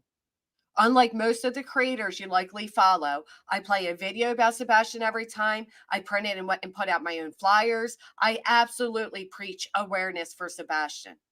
That is not what I was saying. I never said I'm going to be the channel that finds him. We're not delusional over here. We don't think we're Ellie. We're not Betty. The police aren't afraid of us and our resources. Don't even try that. I'm not out here preaching to other people what to do. That's what I'm not preaching. I'm not preaching to other people. Like Randy Harris and I have, we had signals in an interview and very normal type things where if you thought you had a gotcha moment, he would let me know, or if he wanted me to signals in an interview. Luna distracted me. I apologize. Every video, Annie. Every video. Any resource didn't even pay her property tax on her house. What resource exactly does she have? Whatever she has, the police are afraid of her. They're afraid. Somebody was now early on. I will tell you that Seth and I did have, just like Randy Harris and I have, we had signals in an interview and very normal type things where. So we were right. We were right. Didn't we say that they were giving signals to each other? Didn't we call it? We saw the scratch of the nose, then you would scratch your face. We knew what you were doing. You're not clever. You weren't as slick as you thought you were. We could see it. And now he's admitting it. If he didn't want to take a question, he would let me know. Or if he wanted me to take the question, he would let me know. So all of that is very, very normal for an innocent grieving father. But somebody made the comment, and she was talking about it in a live, that I was giving him hand signals. And in her long interview, 2.5 hours, and she said she went back through and watched the whole interview and she never saw anything. And she said, I don't know why he would need to do that, because I could hear them texting each other while the interview was going on. Well, oh, interesting. Right, we could see them. If you were a real PR, you would have the questions in front of you before your client ever sat in the hot seat, and it would all be agreed on. Well, I believe it is Crimes and Fashion. I do believe they take a certain set of questions. I reached out to Betty and I sent her a screenshot, and there was 2 texts that I sent back to back, and it was 1 hour into the interview where he really got emotional. And my only text to that man was, deep breaths, buddy. You're doing great. And that was it. The rest of that was just Seth in the raw, Seth being broken, Seth being emotional, and him being an innocent, grieving father. Listen, Tony. Is that what you all saw? That's a good idea, Angel. Is that what you all saw? An innocent, grieving father being raw? Right. Not what I saw. I saw an aggressive man letting out his anger. That's what I saw. You don't have to explain to us. I guarantee you, and I'll say this, that any detective that was watching that interview and saw that already knew that it was, it wasn't what you're being or whatever this individual was saying. I just, a lot of people, and here again, This is the detective that's talking, right? This guy claims to be a detective. A lot of people, and I'm not bad mouthing anybody, okay? So please don't take this anyway. But there's a lot of people out there who think they understand body language. Yeah, you might understand some of the basics, but there's a lot of unspoken and unnatural movement that people make that most people who don't deal in that or have even been trained in that would ever pick up on. But Tony, I think you're doing a great job being the middleman. You are so full of shit, sir. This guy is so full of shit. Tony is not doing a great job. He's just on there saying what he would do to Chris Proudfoot if he was Seth. This is the man in Seth's ear all the time. This is the man that we heard Seth say wakes him up in the middle of the night after he just fell asleep to tell him that people on the internet are saying bad things. A great job. Seth is a grown man. His priorities are fucked up. He needs to get a backbone and handle his business, which is looking for Sebastian. An innocent, grieving father would be out searching. Oh, did you see any interviews when he's spitting out the chew out of his mouth? Right. Why does he need a PR? Because he cares more about what the public thinks of him than finding his child. And you know what else makes me angry about that? When Tony came along, he did the opposite of what a PR man should do. He just told us, rabbit hole. Man, and being clear about, what you do and don't want to speak on. And I respect that. I appreciate that, buddy. I mean, and I think the other thing that's important for people to understand is there is a difference. I mean, it'd be no different if I was a spokesperson for you or Delta. I can coach you. Thank you, Mr. It's very unlikely that I'm going to be able to control a grown man that is missing his son. So, I can give him tips. I can coach him through the interview. But I think, one of the things we know and love about Seth is, I may tell him before the interview, hey, no F-bombs tonight.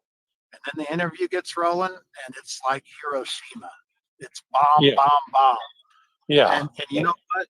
And I'm not going to cut him off midstream. I'm going to let him show the world that he is angry, he's frustrated, and he's broken. Yeah, we're talking about raw emotions here. Let's talk about that, right? So I might tell him what to do, but I'm not going to tell him how to act and all that. Well, let's talk about raw emotions. Anybody else hear that phone call of Chris with Heather?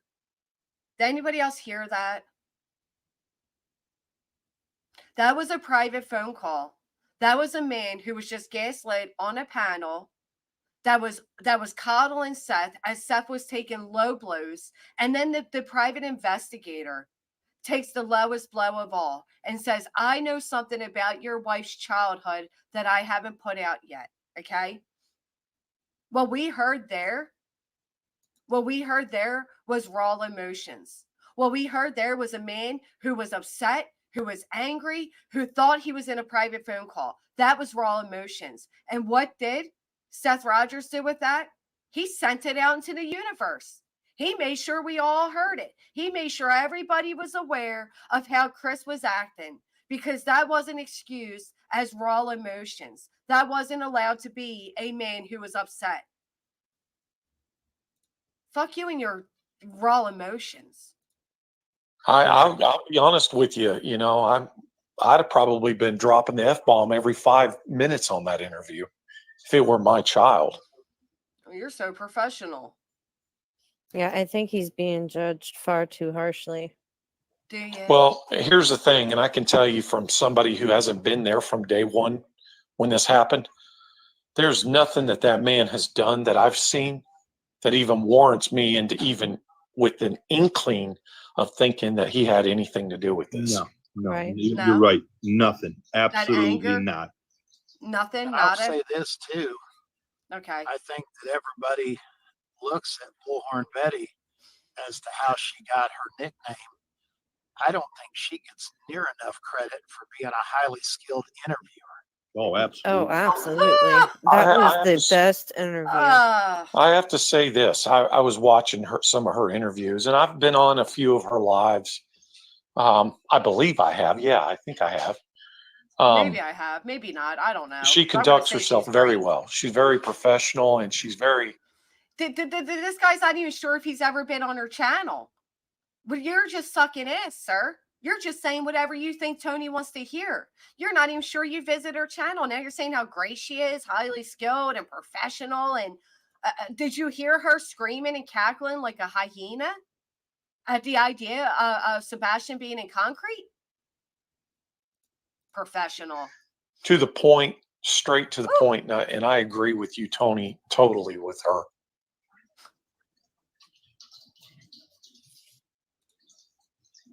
You know, you can't hide being a dummy. And she clearly has a high IQ. I mean, she's articulated well. She understood how to get the story out of Seth and still respect him and show love for him. And honestly, I think she did as good of a job as even the mainstream media folks, probably better. Probably better than mainstream media. We can't let Tony distract us from the two people that need to be looked into most in this case. If Chris and Katie can't be locked up for this murder, hopefully they can be for child abuse. Sebastian's dead, Nathan?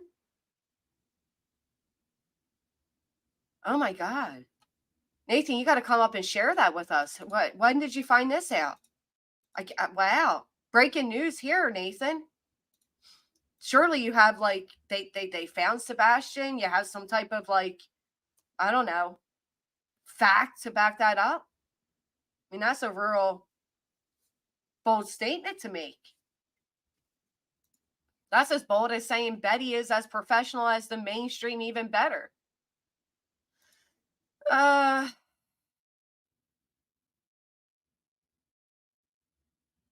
disagree. Oh I yeah, would say absolutely. better. absolutely. Yeah, absolutely better. She did it with no sensationalism. She did it with feeling and heart. And No, no, she just advertised it up to 4 days before the interview and then turned it to members only. And okay. no drama. Right. No drama. She said she's barbaric. That was a really great interview, and I thought he responded perfectly. Yeah, she did. Like I said, she did a phenomenal job. She knew exactly. I mean, very, very professional.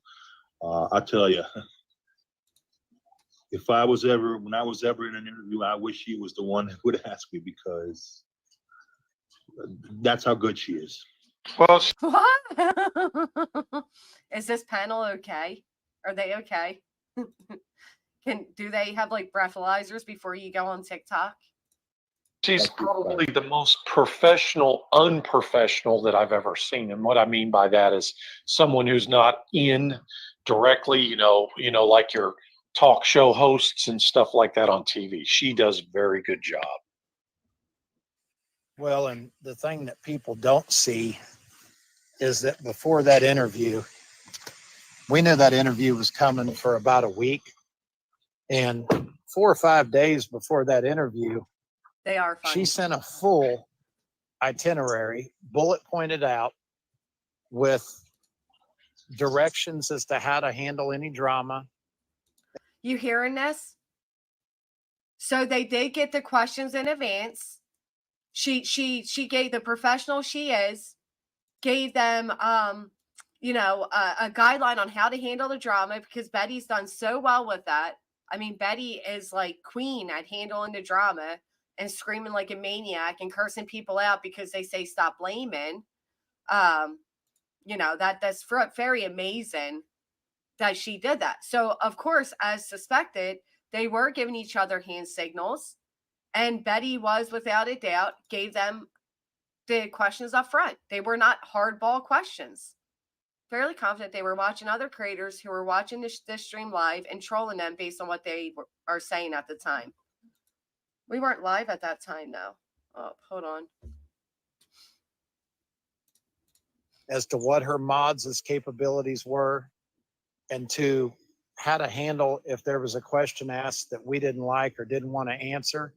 And she gave us a chance to strike any questions on the itinerary well Oh, before the interview. And we have not had, that's what I expect from most of these people, but that's not what we get. It's very generalized. It's over the phone. You know, I'm going to ask him questions like this, and this, but I've never gotten it bullet pointed like that. oh wow, Tony. Did it turn you on? I'm so glad Betty took time out of her, what are they called? Binders to give you a bullet point of the questions to be asked. Because that is a raw, what hardball question asked interview. When you all pick out the scripted fucking thing, it was scripted. It was absolutely scripted. Oh my goodness. Right, better than Pascal? Probably. Because I think Tony got the hotsy hot.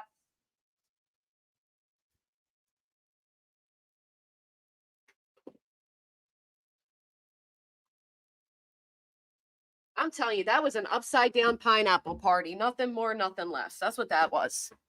How to handle drama. Block the person, dox the person, call, make veil threats. Don't forget, insult their age, insult their intelligence, scream like a maniac, and then go back and say, we're not doing drama. Hey, Polish. Let them stay with Bullhead, TikTok Tony, Seth, and the rest of their clan. Gang, gang. Betty was wanting the cash money to fix her car for that interview. Perhaps. I thought she fixed it beforehand. Sorry, 1 second. I swear, teenagers only ask you for, only talk to you when they want money. Give me 1 second.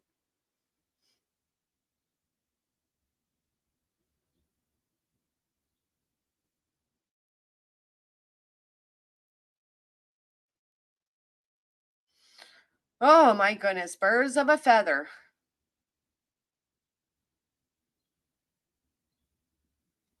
Southern gal, I just seen that. Thank you so much. That's why Tony don't like Nick, the real journalist. Right. We're going to get to that as well. That's awesome. That's so cool, bruh. Cool story. Yeah, look, there's platforms up here that know what they're doing, okay, and do it with respect, and they just handle themselves great. You know, Kayla, I'm going to consider you one of them. I'm going to consider you one of them, even though we spent the beginning of this speaking about a man we don't know in the custody of his child we don't know against his ex-wife that we don't know. I mean, are you kidding me? This is what professionals do? Professional. You keep this platform alive, you keep Sebastian alive, you keep us updated. Tony, again, I give you utmost respect on what you're doing. Tony, I don't. One just turned 12 and the other's about to turn 18. Lucia, I can't believe it. What you're going through and what Seth's going through. I mean, I pray every night for both of you. Appreciate it, buddy. No, you don't. How is he doing? No, you don't.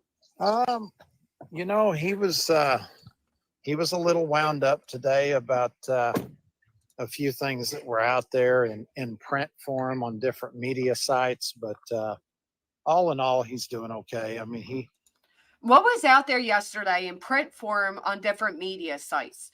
The only person who did anything in print form was Nick Barris, and he did it very professionally. So you tell me what was out there that would have him so upset. Come on. we still got some jokes out of him, and we try to keep him lighthearted. We try to keep him joking and laughing, and I am, Gary. there's probably going to be a time in the next 3 or 4 weeks where I'm going to probably go back to Tennessee and probably going to spend a week or two there and just, give him somebody there by his side. Oh, that's a shame because Michaela left. Now he needs to. Are you going to snuggle him? Are you going to snuggle wuggle? Are you going the same time Betty's going? Now I could see that happening, but I do have a serious question. Didn't he say, are you kidding me?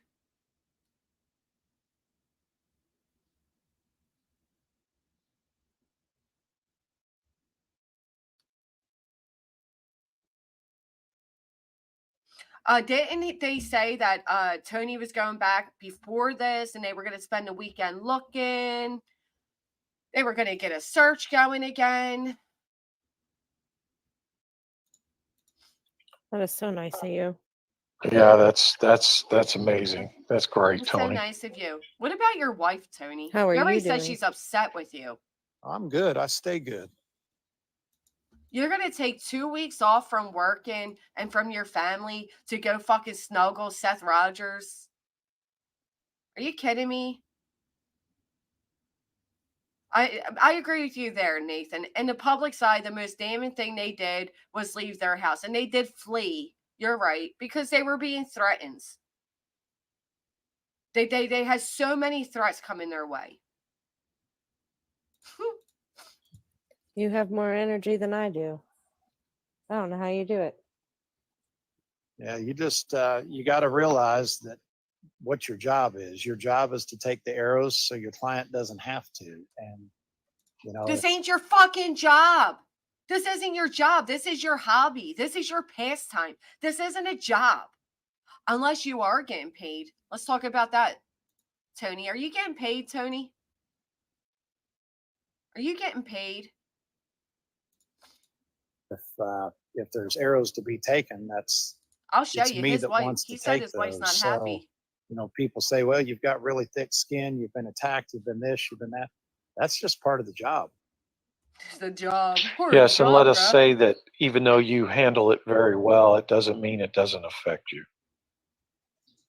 You know, I think it affects my wife more than it does me because she is on TikTok and she sees things or whatever. But you know, I told her, I said, hey, if it gets to the point where it bothers you, just check out. You know, stay off those platforms and let me do what I do, and you know, go on to something else.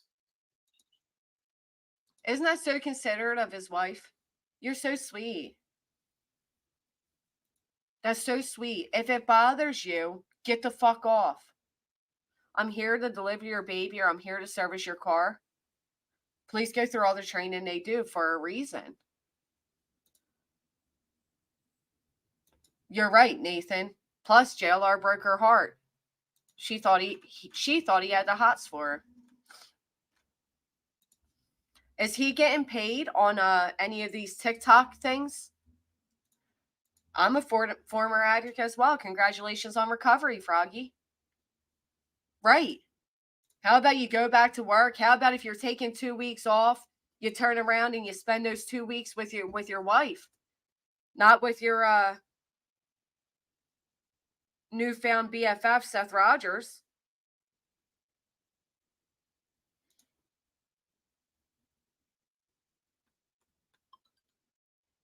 You're right, SP. I hope you have a good day as well. Thank you for being here.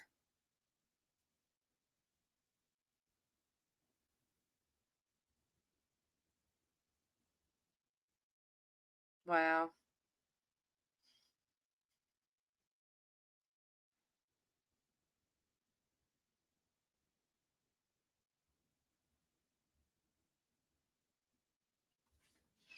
Sorry. Somebody asked a question here. How's Randy and Becky doing? Kelly, they're doing well. I mean, Randy and Becky are very plugged into their faith, and you talk about people that are strong. They're as strong as I've ever seen. Can I ask you all a serious question? Cash for themselves in missed persons cases, right? Now imagine you had this, your coworker, your friend, your boss, found out your child was missing, and they said, hey, I'm going to help you. And you're like, great, I'll take all the help I can get. And it ends up being Tony. And then as your child is still missing, and Tony has gotten popularity through your missing child, he decides to then take on the task of being a spokesperson for another missing child? Wouldn't you feel kind of like, I think I'd feel a little slated by it. I don't know. And then you hear the weirdo saying he wants to get half of your child's face and half of Sebastian's face as a tattoo.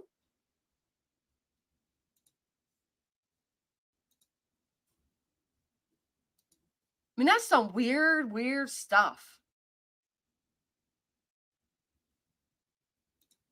The charity deputy here. Carol's family is very Christian. Leave it to Tony to find the most vulnerable people. Missing kid in religion. Tony is a predator.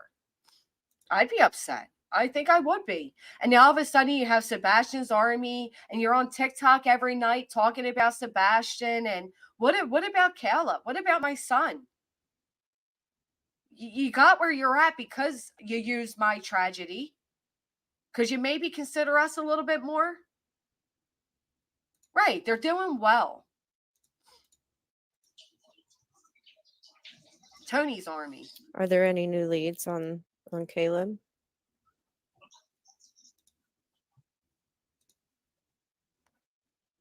Oh, hello, Tony. You there? I don't think there's going to be any new leads that are going to be shared with the public. I think it's just a very, very strong digital investigation. That's a lead. And I think there is mountains and mountains. If you guys can think back to Brian Kohberger, where they talked about these hundreds of terabytes. Yeah, let's go back to the Brian Kohberger. That was the first case you tried to get famous off of, right? When you went to Idaho and you recorded the murder house, right? Maybe New England. I don't know. Maybe. Mm-hmm. I think we're looking at something similar to that. Oh, wow. Oh, really? Yeah. That does. And this person comes in and says, yeah. What the fuck does that mean, Tony? You're looking at something similar like that? Like Brian Kohberger? What does that even mean? Oh, yeah, absolutely. He was in Idaho. And he did a drone-like video of the house. And he took pictures with the News Nation guy and stuff. Oh, yeah, he was there. Tony was a used car salesman. Actually, he is a used crane salesman, is what he actually is. That doesn't surprise me. That doesn't surprise you? What does that even mean?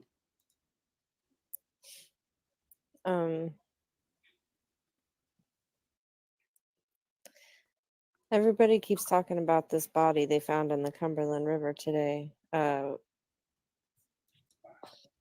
Are you local, My Crime Time? I think I asked you this the other day. Are you Yeah, local? it was a drowning victim. Yeah. That's what I've been trying to tell everybody.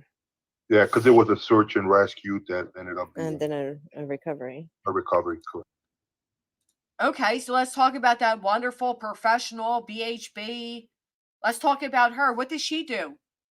Spell Sebastian's name wrong? Clickbait it like it was him that was found? Why don't you talk about that, Tonester? Yeah, absolutely. Guys, I've got to make a phone call right quick. I'll be back. Okay. All right, Tony. Bye, Tony. You know, I have to say, I saw. I don't know if I told you, Tony, but Tony just left, bruh. Tony just left. Did you not realize that? Oh, yeah. So anyway, Tony doesn't come back. His wife probably told him to get down. But we do have this gem.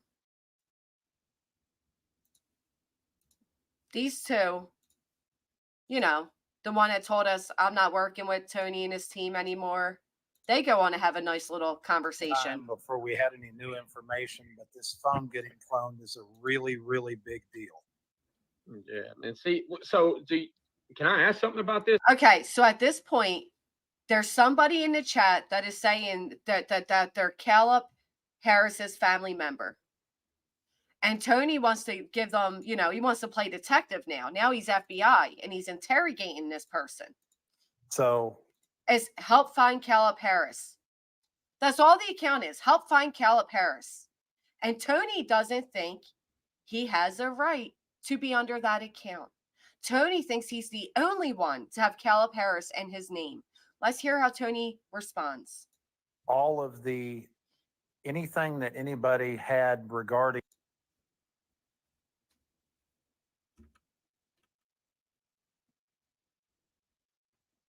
He's in the chat. I don't know if his roommate has his number. Me? They're like, that's suspicious. The person says, I'm part of Drew's family. Hell, I think so. From what I just understood from Tony, I think they are very aware of it, actually. Of that So account. he's going to jump on here real quick. All over this account. Help find Caleb. Hey, no, you're perfectly fine. You don't ever have to give names out in public like that. Don't do that. I wouldn't suggest it. Angela, hey. Mysterious Al. So now listen to this. Find Caleb Harris. And I'm not saying names for my brother's safety. Harris is pretty close to the case as far as that goes, and his social media, Caleb Harris's social media accounts, his phone pretty much come on, which is. So what this person's saying underneath the help find Caleb, he's saying, I'm a roommate of Caleb's. Just wait till you see how Tony comes up here and confronts this. I couldn't believe it. And I think, hold on, there's Tony.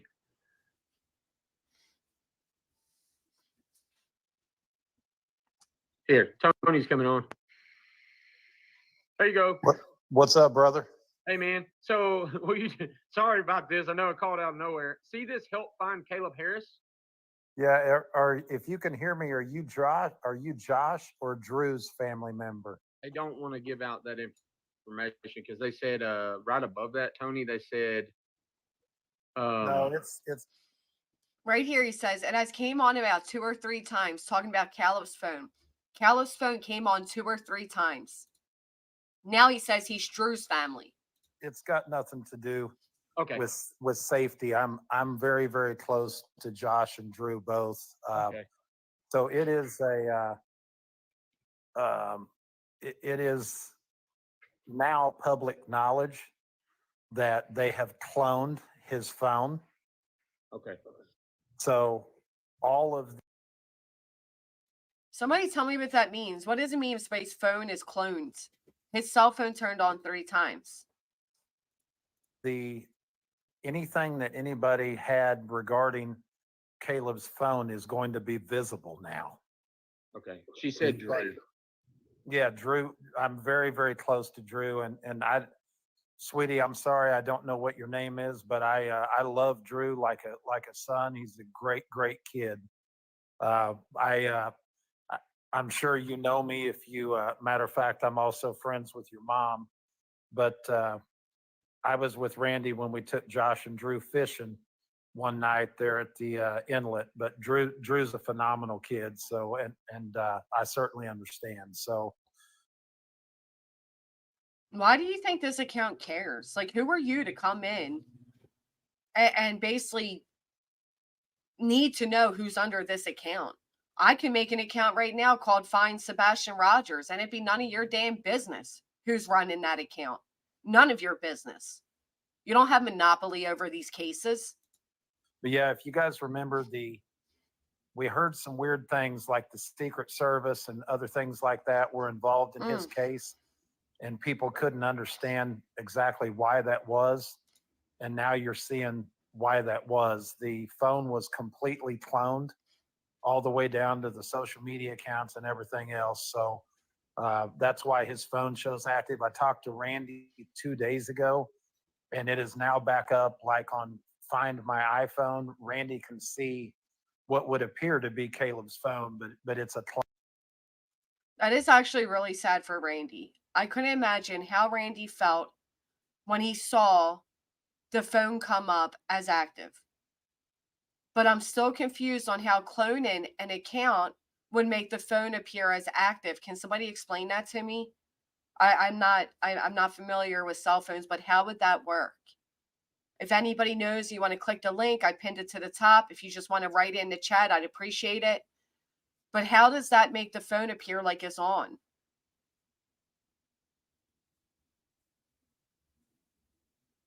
Just like Seth said on social media, proceeds say join Facebook group. He don't have an account, but he gets the emails he has attached. I don't get how it works. I wouldn't even doubt it. They're using it like you using your phone. I get that, but I guess I don't get it. Maybe I'll have to look into it. Right, but how would it make it appear like your phone's online, I guess, is what I'm asking. The data off it because I don't have the actual phone. I'm asking how they clone the phone. It pings the phone's location. So lateral duplicate phone. Literal duplicate phone. Okay. Shows your phone number as user. Okay. Because it's basically the same phone. It's like a replica and works as if it is their phone. It's a twin phone, so you can't tell the difference. Janae. Cloned phone. Wow, that's insane. I didn't even know you could do that, man. She said that he is struggling with depression bad. But you would need the original phone to do that, right? Now, if you listen to what was just read here, he is struggling with depression bad. I gave Drew a hug last time I was in Corpus, and he broke down. And I think him and Randy and I all three had a crying moment there. I mean, he's just a wonderful kid, and that's part of the reason I got so angry early on when people were talking about the roommates, because we knew. Why does anybody need to know that they cried and hugged? Like, why does anybody need to know that? It's like Tony will do anything to make him like he is just, the most amazing person ever, right? Saying, like, you felt how I felt. It was like, we don't need to know Unlike that. the personal. Sebastian case where nobody's been cleared, the two No, roommates Drew. were cleared early, and it was for good reason. Trump I got love moves how like people are Jack. saying it's a fake account when it's somebody just not wanting to come out in public. Is what it is. I knew immediately when I seen it. I saw a message about that, and I'm like, I thought that Tony, sorry man, because I told her I was like, let me get Tony, please, because now just to clear this up, Tony also stated, do you want me to do it from the Caleb Harris account or Sebastian account? I said, bro, I think at this moment. Now, did you hear what Crabtree just said? When Stephen Crabtree called Tony and asked him to come on to the TikTok to clear up the account that is called Help Find Caleb in the chat, Tony responds back, should I come under the Caleb account or the Sebastian Rogers? The dingbat couldn't even figure out that. If you're talking about Caleb, shouldn't you be under that account? Do you really need to ask Stephen Crabtree what to say? Which account to come on? Hey, Woodstock, good morning. It's just something I need you to get on for. So sorry about the confusion for everybody. He was literally, this is something that's his matter, and I don't want to speak wrong or say anything wrong on it for sure. He was confused on which account unlike to log Sebastian's on. case, Stephen, I was very late to that case, but I know every Caleb, that's what I'm single saying. detail in Caleb's case. So, I'm saying Cal. You're it's saying been Caleb. a long time before we had any new information, but this phone getting cloned is a really, really big deal. Yeah, and see, so can I ask something about this? And not to take from Sebastian today. This is Caleb's a big case too, for you. So my thing is with them doing that. Caleb's case is a big case for you too. Caleb's case is a big case for you too. I got it right now, Tessa. I got it right now. This is Stephen Crabtree. He came out initially saying he spoke with police and came out with the 3 misinformation for Sebastian. They have to have access to an IMEIE, right? Or that a device that's able to produce a clone. So Correct. You'd be able to track a secondary location on the phone, correct? If that's possible. You're 100% right. There's a lot of reasons, right? Locations, last minute messages, things like that, that might not have been captured on a smashed phone. or an iPad. You think about, we never found the phone. So in general, if you're connected to Hey, Emmy. Wi-Fi, what happens on your phone will clone to your iPad. That is true. Yeah, that's what my phone does that for my iPad, my Mac, and my iPad. But if that phone is destroyed quickly, thrown in the water, whatever, Right. it doesn't have time to connect to the cloud to sync to the iPad. But cloning that phone will get that done. Isn't it so nice that he's out here giving all this information? You're so nice, Tony. You think like a criminal.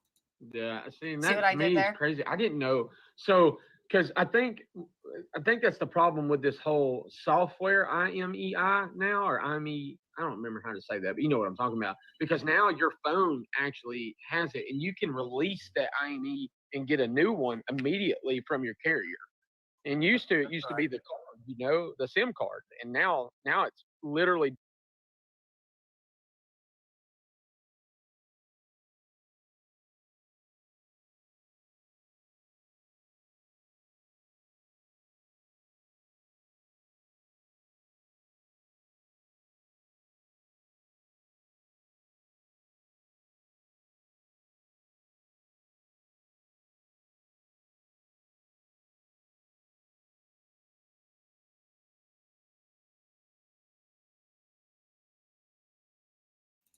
That was a weird phone call. Sorry. Dedicated to your phone, and you can just change it. So to me, that's dangerous as shit. Yeah. Well, It's pulling people's emotions, man. And what it should show everybody that's paying attention is that, now obviously you've got to go through a lot of subpoenas and a lot of warrants to make this happen. And it's Sorry, not going guys. to happen over something that's not significant. But when you've got a missing persons case like this, we see now that getting rid of the phone is not going to make the data go away. Yeah. See. Duh, Tony. We're searching for Caleb, but we keep our info between us, the family, and law enforcement. Tony is impeding the Wow, are you really family? I can definitely tell he is impeding the investigation. Wow. Would you like to come up and speak with us just to kind of validate that you were somebody and not just an odd account? If not, that's okay. I understand. Hey, Ert. If you log in using a password and username on any social media account, it will show the phone is active. And that's the only good part about that. I say is a positive part is that you can hide so much, but you can't. Like once you do that, you're giving your phone that other phone has to give a signal to its location. So I was just about to say they are so funny. Honestly, I hate to say this, and I don't mean it in any way like that. I'm looking So forward smart. to seeing what law enforcement does with that, man. Because man, you're looking forward to what law enforcement does with that. This is about a missing child, and you're like giddy. These people are weird to me. God, let it be something. So one of your guests, Sassanach, said, "So you knew about this days ago?" Yes, I did. Randy let me know about it as it was getting ready to go live. That way, if things like this happened, I would understand how to address it. Oh yeah, because he needs you to address it. Oh my goodness. Ay, ay, ay. I think that's commendable. Thank you, Emmy. Waiting for it to come out, because maybe if it don't, you know what I'm saying, and it doesn't need to be made a big thing because of the eyes on it. You would say, I guess. And with it being with law enforcement, I could understand that. Yeah. What's Randy? I mean, how's Randy doing? Is he okay? Yeah, Randy's. It's a different situation because he's got a much larger family. He has a very, very supportive family and church congregation. And when you watch Randy and Becky, it's just amazing as to how strong their faith makes them. I think a lot of it. Yeah, I can see. Is that what you fed off of, Tony? Their faith? Is that how you slid in and impeded on their missing child using their faith? Now, they cloned Callow's phone already. Why would they do that? And is that true? Mm-hmm. See this both ways. Tony is like, you know, being a parent, and we just talked about that earlier. Like, you could be, when something happens to your kid, it's like there's this urge of wanting to blame, you know, like all the whys, right? Why did Here it this happen to comes. me? How could you let it happen?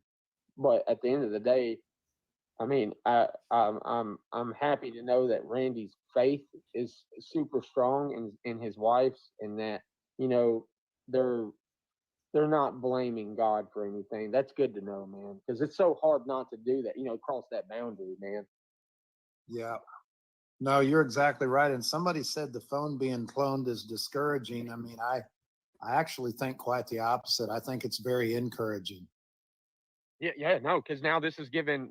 See what I think that people's got to understand. I work in wireless cell phone towers specifically, and I know how tracking locations work with IMEs and all that, and how CDT and what all goes This is probably the man that used to sell your phone at Metro. into it. To be honest, it's extensive as shit, and they can geofence that dumb. I don't mean to say this. That the idiot that's doing this, they can geofence him. I mean, that's the biggest thing, is get behind, you know, Sebastian and Caleb and stuff like that, and just support the families, because they chose you, and you're not done anything that I consider would be just detrimental, man. I think Tony hasn't done anything in either of these cases that would be detrimental. No, you did, Stephen. You and Tony did it together. When you two came out here and said Sebastian was seen after the 26th, that Sebastian was texting with his grandmother, and that there was footage. You two came out here and did that. What did I just say? Nathan, there's never, where are you seeing that Chris Proudfoot beat his daughter? Where are you seeing that?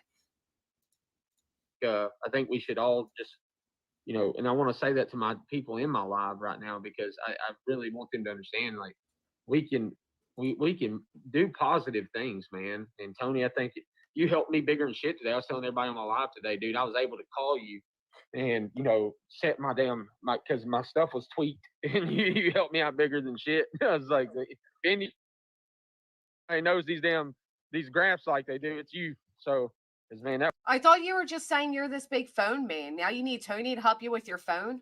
that was awesome. I'm in the middle of a damn lake and having to send Tony pictures of everything I'm looking at and what's going on. He's over here giving me a 30-minute crash course. So, yeah, that's we found fantastic. a road today, didn't we? Yeah. There's a road. There's a whole ass road in Old Hickory, so, which threw me off. So Tony knows how to do maps? The big thing. So Tony knows how to find roads that are hidden? Tony's good at mapping things out? That's interesting. I know, I'm shaking, y'all. I'm sorry, user. Can I ask a question with Caleb? Like, so as far as the phone stuff, is there any other information that's just not out yet that Randy is aware of, that you're aware of, that hasn't came out yet? Well, yeah. Can you give us information pertaining to a missing child that is not public yet? Can you do that, sir? That sounds smart. You know, I will say this. How about you say nothing? No, it's a fair question. No, it's I not. will say It's a stupid this. question. It is my strong and educated opinion that there is a lot more that LE knows in his case than what they've shared with the public. And I mean that in the most positive of ways. I have a lot of confidence. How could that be positive? You're so bizarre. He's so bizarre. Like, no shit. You think the police know more? You think the police know more than they're telling you? You makeshift PR man? Duh. In Corpus Christi Police Department and all of the lettered agencies involved. And I think that one thing, the difference in that case is that they're communicating weekly with Randy Harris. Yeah. And they're letting him know that they're making progress every week. And if you because there's progress to be made, and Randy's not out here disparaging them every chance he gets.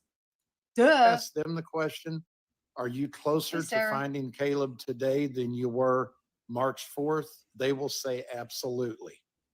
We cannot get that answer out of the Hendersonville Police Department. I wonder why. I don't know. Hey, help find Caleb Harris. She said no about something. I don't know what she's talking about. She may have forgot to tag somebody to ask a question on what you mean by his phone was cloned. So they're wanting. I'm guessing that account meant no. No, there is nothing that Tony can tell you. No, I'm sure that's what he meant. Keep info between us, the family law. Oh, thank you. Other teams are out there too for Caleb, but we refrain from speaking to the public at this moment. Thank you for what you were doing. I wish you all the luck. I hope you find answers. And I understand and respect you keeping that private and keeping it away from Tony first and foremost. So I can explain this, friends. So essentially, if you have an iPhone, it's a lot easier with iPhones, believe it or not.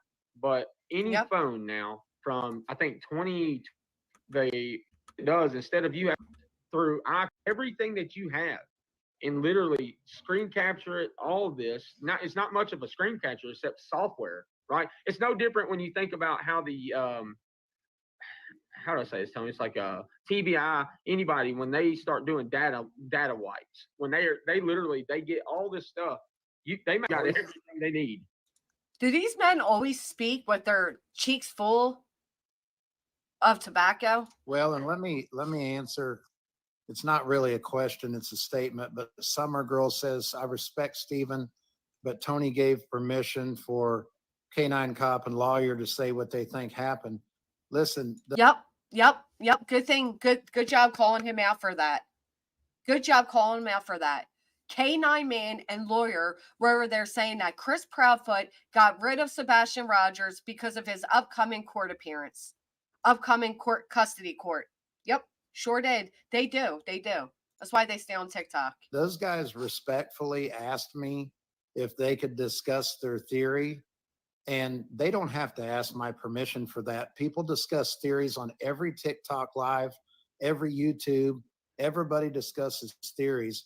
And all I did was give them permission to speak freely as two guys that came from not only law enforcement, but criminal defense attorney. So imagine needing Tony to give you permission. if I'm going to have case discussion, it's going to be a lot more educated with those guys than it's going to be Stephen and I talking. That makes sense. I mean, that to me makes sense. 2019, the SBU detectives downloaded the phone. Yeah, so Cinnamon, and I am so sorry about your son. But yes, SBU. So exactly what they're doing is they essentially down everything from that phone or under, right? You see that doesn't. I say that because I'm way wild. I know that this guy can't sit still, man. So it's because it gives a lot of false where it can upset a lot. We have somebody that, right, Tony, with a shadow of a doubt, would have communicated with family, friends, and I'm sure fine Caleb Harris. Oh, you guys got a heat wave? Was really close to the roommates. That you got to think he would have already been out in the open, you know. So the fact that somebody's doing this allows the investigation to go deeper now. They're like, okay, shit, now we've got something to track and locate. And so they will, and I mark my words, they will dig and dig until they figure out where that phone or whatever device that is located. Well, Mystic, to be honest, when you're in a chat writing with confidence that Sebastian is dead and that Chris, beat his daughter and these type of things, people are going to jump on you because you're lying. Like that, this person's just making that up as fact. And it's not factual. They can write, I think, or in my opinion, but they're not stating it that way. They're stating it like facts. So of course people are going to get upset. I asked them if they want to come up and give some receipts or tell us how they know this, but they don't. It's hot here, but it's not what I'd want it to be. We're actually expecting storms. Yeah, Ocean is your friend and See, mine. I love that nonsense. She asked a question about what the roommate's sister's name was. Ocean, okay, I don't Nathan. Really know just write the it. Sister's name. It's your opinion. I can just say that whether. So Tony's so close to the roommate, loves the roommate like his own child, but he doesn't know the roommate's sister's name. Whether she's legit or not is really irrelevant. I'm going to assume that she's being truthful, that she is Drew's sister. she knows Drew and everything. Tony, I had to something. Yeah, it's not who has been. Are we talking about? I would almost think so. Assuming we are. Are we talking about Sebastian DM? I'm assuming we are. Here we go. Ocean, I would almost think Josen. so. But the ones asking about, I think they're asking about Sebastian. And they're saying, Tony, do you know if the in-laws' phones were looked at, or if you're able to speak on it? Oh, okay. They said Hendersonville case. I'm sorry. I would say that's under investigation. You probably wouldn't know that, right? I mean, I'm sure they have been very open about they've gotten a lot of data, like a lot. They downloaded everybody's stuff, but I don't know if it would be the grandparents. What do you know about that? We talking about Sebastian? Yes. Yeah. I have zero idea whose phones have been looked at, and I don't even know that Seth knows that. Oh, really? You don't even know? You know why? Because you're not law enforcement. Because you're not entitled to know. Can I ask you something while we're sitting here, man? You had Listen made to a statement this. the other day, and it was talking about they are reaching out now, but I'm assuming it's not like they are with Randy, obviously. But what do they do? Just deliver nothing burgers every week, or? What do the police do? Just deliver nothing burgers every week? Listen, get your listening ears on. This is going to get interesting, and hit the thumbs up if you haven't. Watch what we're about to hear right here. Okay? You listening, Nathan? All right, Nathan's listening. Everybody listen. That's the words of Tim. That's what he would say. I mean, I'm just saying. Here's what I would say without putting my foot in my mouth. In the words of Tim, right? In the words of Tim. Tim who? Tim who? Anyone want to take a wild guess as to Tim who? Now, without putting his foot in his mouth, which is exactly what he's about to do. I know, Opal, is so gross. Let's hear him. Here's what I would say without putting my foot in my mouth. I think they gave him a 2-hour meeting to settle him down. And I think that a 2-hour meeting. 2 hours with the police sounds more like an interrogation. Thank you, AT. I hope you have a great day. Sounds more like an interrogation. All right. Chris does not have any charges against him at all that would make him not be able to be around kids. But that's your opinion. All right. This is Crabtree. Crabtree's great appearance onto the team was with his misinformation. He spoke to the lead, the second in command investigator on the second, whatever, on the case. And he bullshitted. He lied. Nothing was true. It was all made up.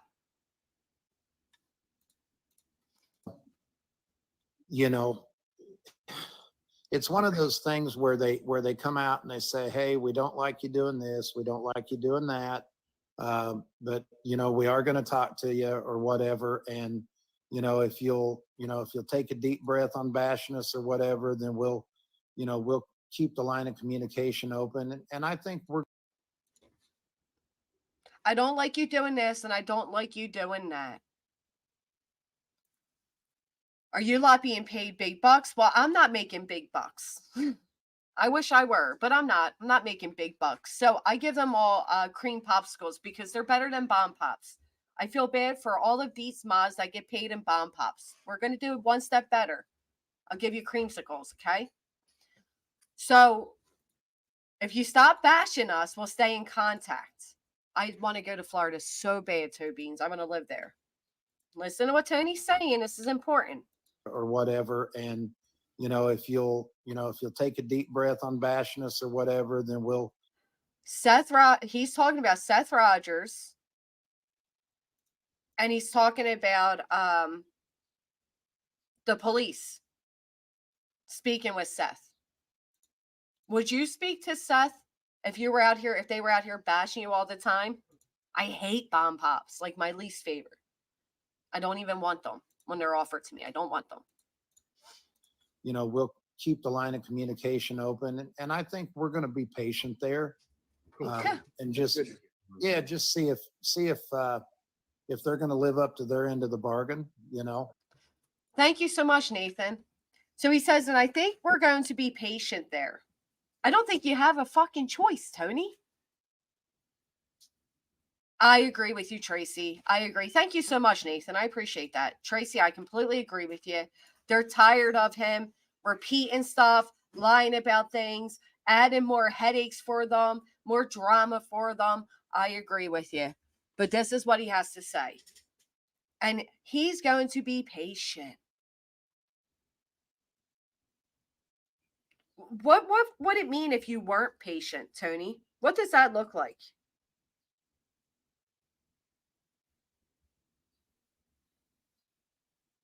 Colleen, thank you so much for the PayPal. Thank you. What does that look like if you're not patient?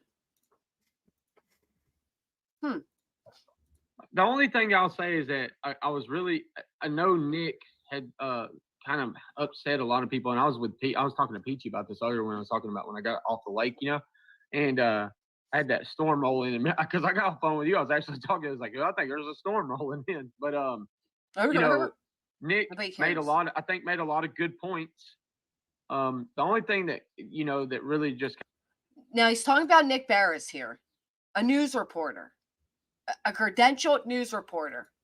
Kind of discouraged was, it's just always, there's nothing else. It's like we're where we were 3 months ago, essentially. And that was discouraging, but to hear them say it is still an active investigation, absolutely. I was really glad to hear that. It wasn't them saying that, because they said this isn't a cold case. And that was good to hear that it's not a cold case, Right. And you have one of your guests that said, so glad you were talking about Caleb's case. Look, just so you guys know, I mean, those of you that are not familiar with this, I am very, very close to Randy Harris. We work together. He is a friend of mine. He's like, we know, Tony, you've told everybody a dozen times, but you dropped Caleb to take up for Sebastian, okay? like a brother to me. And I would be talking about Caleb's case every night if that's what Randy wanted.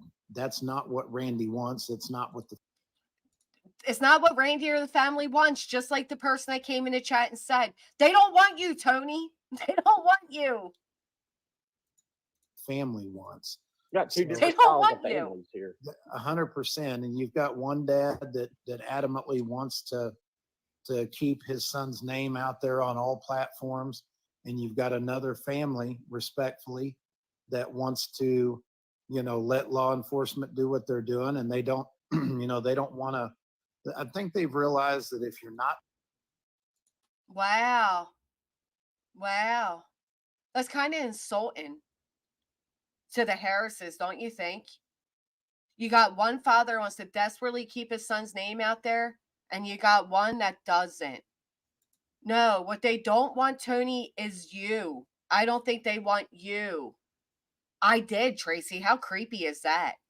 Tony here wants to get half Sebastian's face and half of Caleb's face tattooed on him.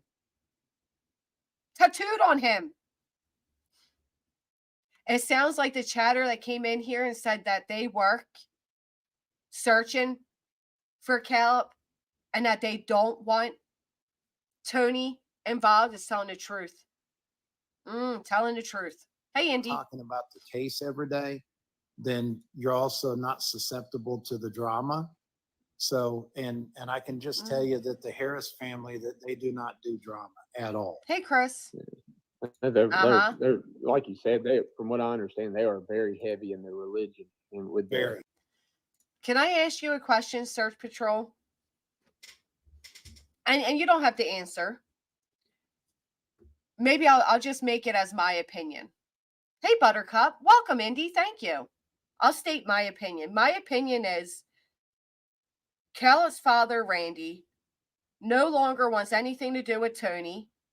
True colors have been shown, but he doesn't know how to get away from him because he's his boss, right? Or because they work together. And I think that if he could, he wouldn't have Tony out here speaking about him at all. But nonsense, when they aligned with Tony, he wasn't deep in all this drama, right? He came as a coworker, as a friend that just wanted to help him search for his son. I don't think they ever really hired him as a PR. I don't think they knew that Tony was going to act like he's their PR. I don't think they had any idea what they were getting into, and I don't think they knew this side of Tony. Does that make sense? Yeah, like he lashed onto this family. Like he put his claws into them. And then tried with other families, and then Seth Rogers fell for it. Spiritual advisor. Oh, fuck us. Is he Christian? No disrespect to my Christians in the chat. Last interview was without him, I believe. I believe you're right. Tony offered services, and he had no idea. Listen, this person keeps calling me. This is so weird. Hold on. Hello? It is. Okay, this is Monkey Mar. When I just called you, I'm like, It is actually me, but okay, that makes sense now. Okay.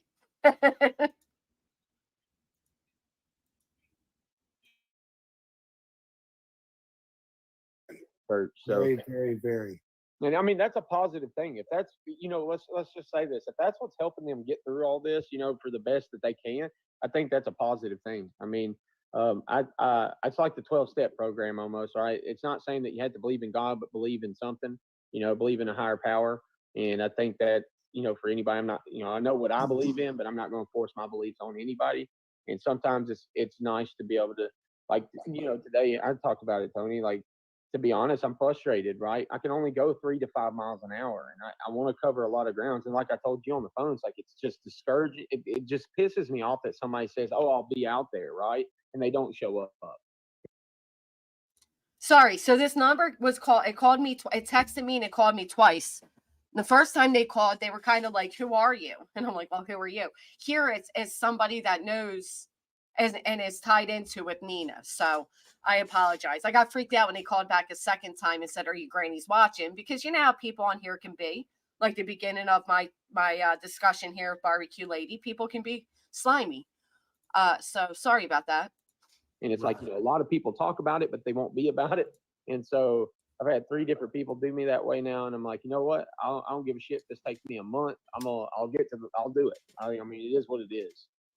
Yeah. And, quite frankly, Stephen, it's easier for me to talk about Caleb's case because you've watched me the last month and I've had to tell a lot of people I just simply don't know. Yeah, exactly. I know everything about Caleb's case frontwards and backwards. I can talk about it in my sleep. So it like, you're gross though, is what you are. You're gross though. Like, why don't, if you know everything about it, do you know where he is? Like, you're weird for this. It's much easier for me to be a resource on Caleb's case because I was there from day one. Astrology says something. Have the Harris family looked into? Yeah, but you're not a resource to Sebastian's case. You're just not. You are nothing more than a headache, Tony. You are a misogynistic piece of shit that judges single mothers, talks about where you think people live. You cause nothing but controversy. You're nothing but drama at it where drama is not needed. You're nothing more than a damn headache. You're a false prophet. I'm so sick of you people and your fake religion bullshit when none of you follow to the religious words, whatever that would be. I'm not religious, so I don't know. But you're nothing. You're nothing more than a man that latches on to these grieving families. That's all you are.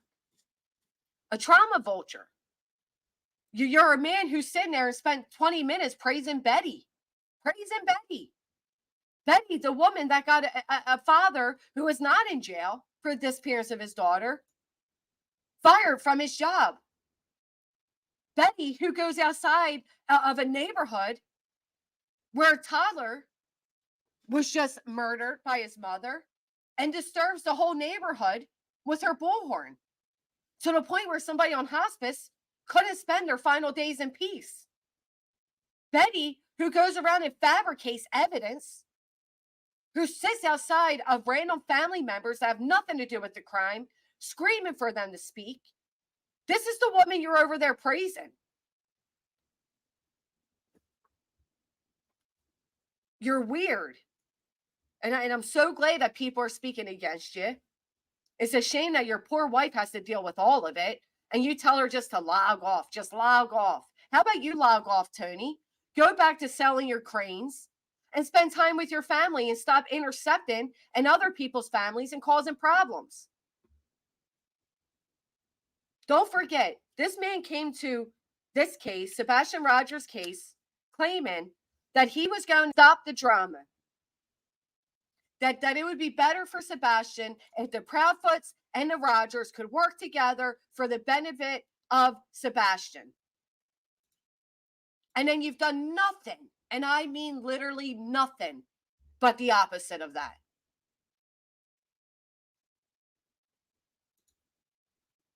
Thank you so much, Money Moves. Thank you. If you can't stand Betty, let's get the thumbs up a little bit higher. I can't believe that this man's sitting over there like, oh, Betty's probably the best interviewer I've ever seen.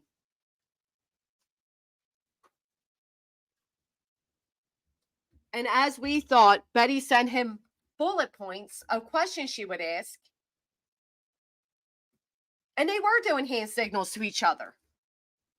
Happy birthday, New England. Happy birthday. I hope you enjoy your birthday lunch with the teenagers. Have fun. They both chew tobacco. They both chew tobacco. They both ignorantly spit it out while they're on camera. Tony Mathis didn't even have enough respect. Okay, listen to this. Tony Mathis was on an interview with Jennifer Coffendorfer, whatever her freaking name is, and Randy Harris.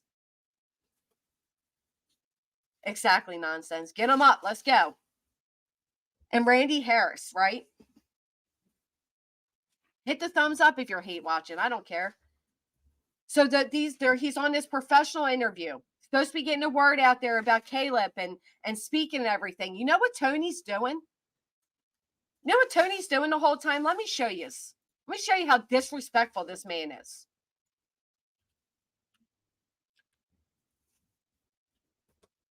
And then we'll go ahead and wrap this up. But I need you all to see this. I need you guys to see just how disrespectful Tony is to Caleb Harris and Randy Harris.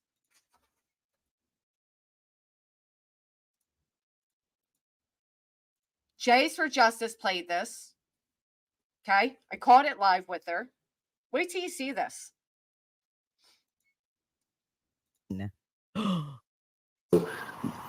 As wonderful as they are, it was. That static noise you're hearing, that's Tony with his air conditioner running. He doesn't even have enough respect to turn down the air conditioner, okay? Was probably tainted by the time we did get the bloodhounds in, and they just weren't able to pick up anything. Yeah, but Tony said that Randy. So difficult. I always tell people that dogs are amazing, no matter whether you're talking cadaver dog or a scent dog or a dog we to love the help dogs. apprehend somebody. They are amazing. Drug dogs, bomb dogs. It's walking the creek lines. There's not really water search as well. Like you said, they were in their wetsuits walking the creek lines. There's not really any water in it at that time. We've had a couple of rains, but so those were all of the drainage areas that drain into Oso Bay were droned first by the. Look at him scratching himself. He can't sit still, you know. Thank you so much, Raspberry Dazzle. CCPD drones, and then physically walked by the search and rescue, CCPD search and rescue. He's yawning as Randy. Oh, you know she's going to put that, Large Marge. You know Betty's going to put that on her resume. A former DA and former law enforcement said I was the best interviewer, better than mainstream. She's going to print out a new thing to put around her neck today. Forget what they're called. Okay. And that's what it's going to say. Better than professionals. So now he's yawning. Rescue. What was what's this weird thing he's doing with his jaw? He does. actually walked them. So there's been a lot of what we consider water searches. They actually scuba dove a lot of the volunteers with air. As far as the amount of territory we're able to cover, we were blessed with a dear friend that provided a helicopter, and that was amazing. Because we could do things in a helicopter that no one person can do. I mean, we covered an immense amount of territory over water. He's yawning. He's yawning. Alana, thank you. Thank you. He's yawning as this professional interview is going on. This man can't be bothered. But then it gets better, right? I don't know if you guys can hear it, but if you put your headphones on and put them loud, you can literally hear this man's music playing. His music is playing. He has been laser focused that How much was done, how much was searched, and yet still no proof, no sign of Caleb. And I think that that's very noteworthy. Look at him. Have any of the larger bodies of water that are further away so been searched here? Pouring himself We did. Texas Parks and Wildlife did run over all that. Also, the Coast Guard. The Coast Guard. You hear him banging around his stuff during this interview? He's unbelievable. And then watch this. To top it all off, camera goes off. He comes back on. He's bending down. He's looking around. He's doing all the things. Is it right here? This one, his music is louder. Gabby Petito likely wouldn't be found. But for social media and the picture of that van being broadcast, you hear his Lima music? Charlie throughout. Do you guys hear his music? He has music playing in the fucking truck with the mic on. Music playing. You can watch all of it over here. I just wanted to show you guys just how ignorant he is. Music playing, fingers in his mouth. This is the best right here. Check this out. make it sound like this is fucking. He goes on into the house and goes out the back door and picks up his Uber Eats order and then goes on to bed. And I think I do want to make it clear too that check this out. My experience. The ATMs and taking money and then leave them for whatever. And that was definitely a fear. My experience, unless you're a cartel member or you're on a usual on a professional newscast, he spits out his chew tobacco. He spits out his chew tobacco. Unless you're a cartel member or you're on a usual transactional basis with a cartel member, you're pretty much safe from the cartels for the most part. It's people who would sell. What a professional this man is. Then he starts flirting with Jennifer Coffendoffer about music. Went to when he left Kiss. What was that name? Oh, I can't remember. But he. I wouldn't say Kid Rock, but more just I can't think of some of the names, but just a kid that would show up, at the local, and so more obscure, just folk type. He keeps licking his lips. Get some chapstick, bro. This is national. Good guitar playing, people. I wish I could name some of this stuff, but I really can't. Yeah, no, that's he had he even had like Kansas on his playlist, Dust in the Wind, Carry On My Wayward Son, stuff like that too. Yeah, classic rock was the best for him. He loved classic rock, and he loved doing the riffs of a lot of classic rock stuff, for sure. Yeah. Weird. Great. I just want to get a sense of. It sounds like a song. Why did he interject with that? Because he's weird. Well, he enjoyed. Even growing up. At junior high and high school, he was in the church praise and worship stuff too, and so he was always the bass player for the most part. Maybe played drums every once in a while. Then at school, he was in the band, played football, of course, but he enjoyed being in the band. There's pictures out there of him playing in the percussion side of the. He played football, of course. Well, he enjoyed. He was football, of course, side. Guys aren't wrong. I'm so. He turns this. Now watch what he does here. Went to when he left Kiss. What was that name? Oh, I can't remember. But he later took a different stage name. Who did he? Did I get you back now? Yep. Yeah. Who did? He interrupts and says, "Did I get you back now?" Now listen to what he says next. This guy's creepy. Peter Chris become? But you know what? These men need to realize that not all men. I agree So with look what at Jay's saying, but I'm going to forward her here. but we have something in law. It's no clothes is and that, Lucia.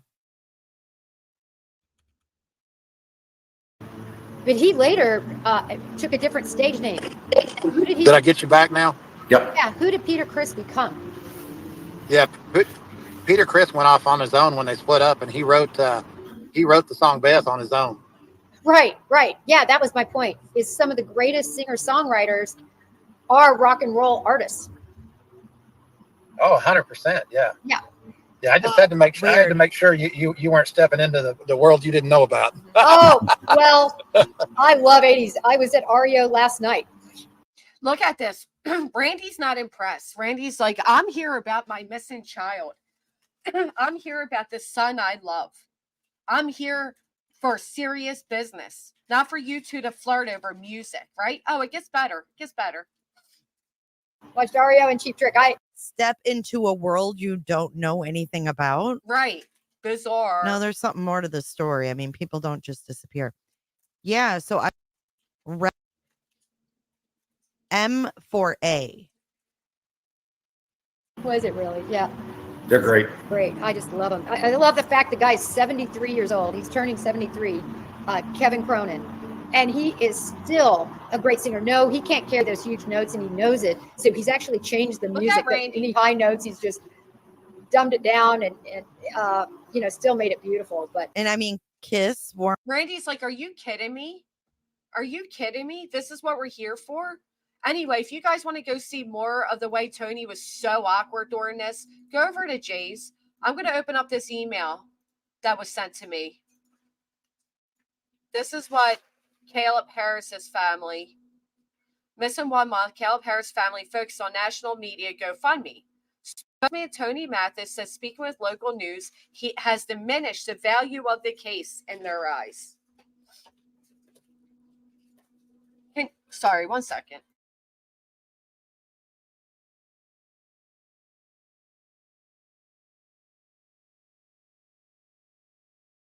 My cat got into the snacks. I'm sorry. All right.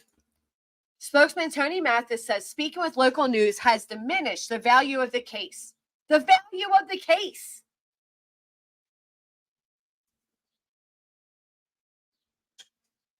The value of the case. Okay, Tony.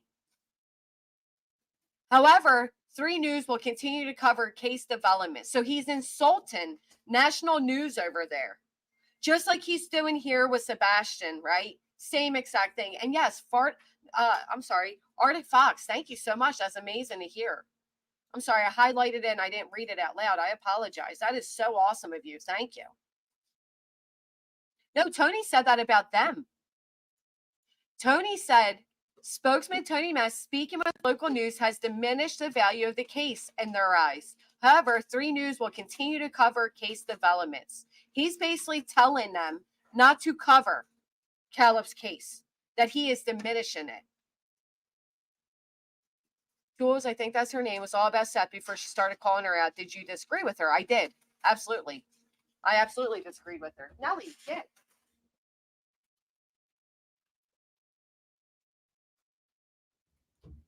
That's loud. The cat's loud. Come on. She's like going feral though.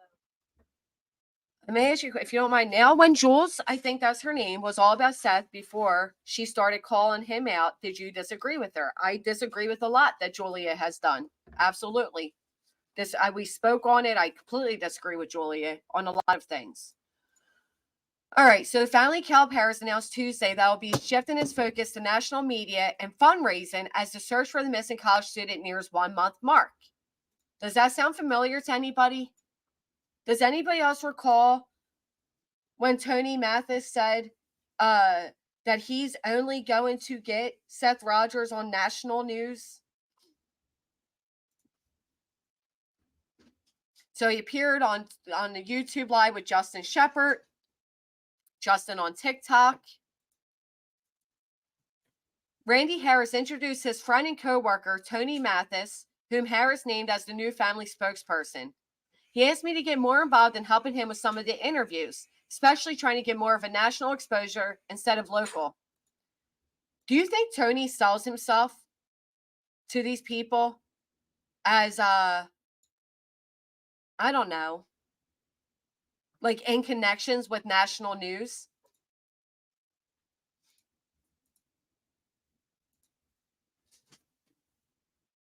We got a lot of the B and C team guys to start, and it kind of diminished the value of the case. He's calling local news. This man is calling local news B and C teams. B and C teams, what the hell are you, sir?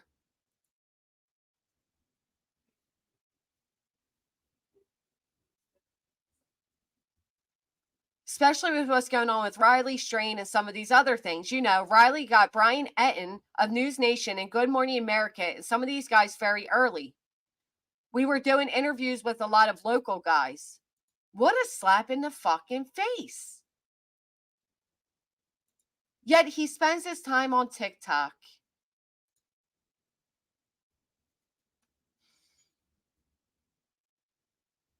Mathis and Randy Harris said that the number might need to continue to rise. The Harris family doubled the reward for information at least a safe return. At least they have a reward. We've been blessed with people donating, but as I sent you to GoFundMe earlier, we need to continue to raise money, Mathis said. We're getting to a point where if we don't continue to push with the GoFundMe, then this is going to end up being a financial problem for Randy as well as an emotional problem. Oh my God. Can anybody believe this? You don't think it's already an emotional problem his son is missing? But why is it important to push the GoFundMe? What is going on here? What are your real intentions, Tony Mathis?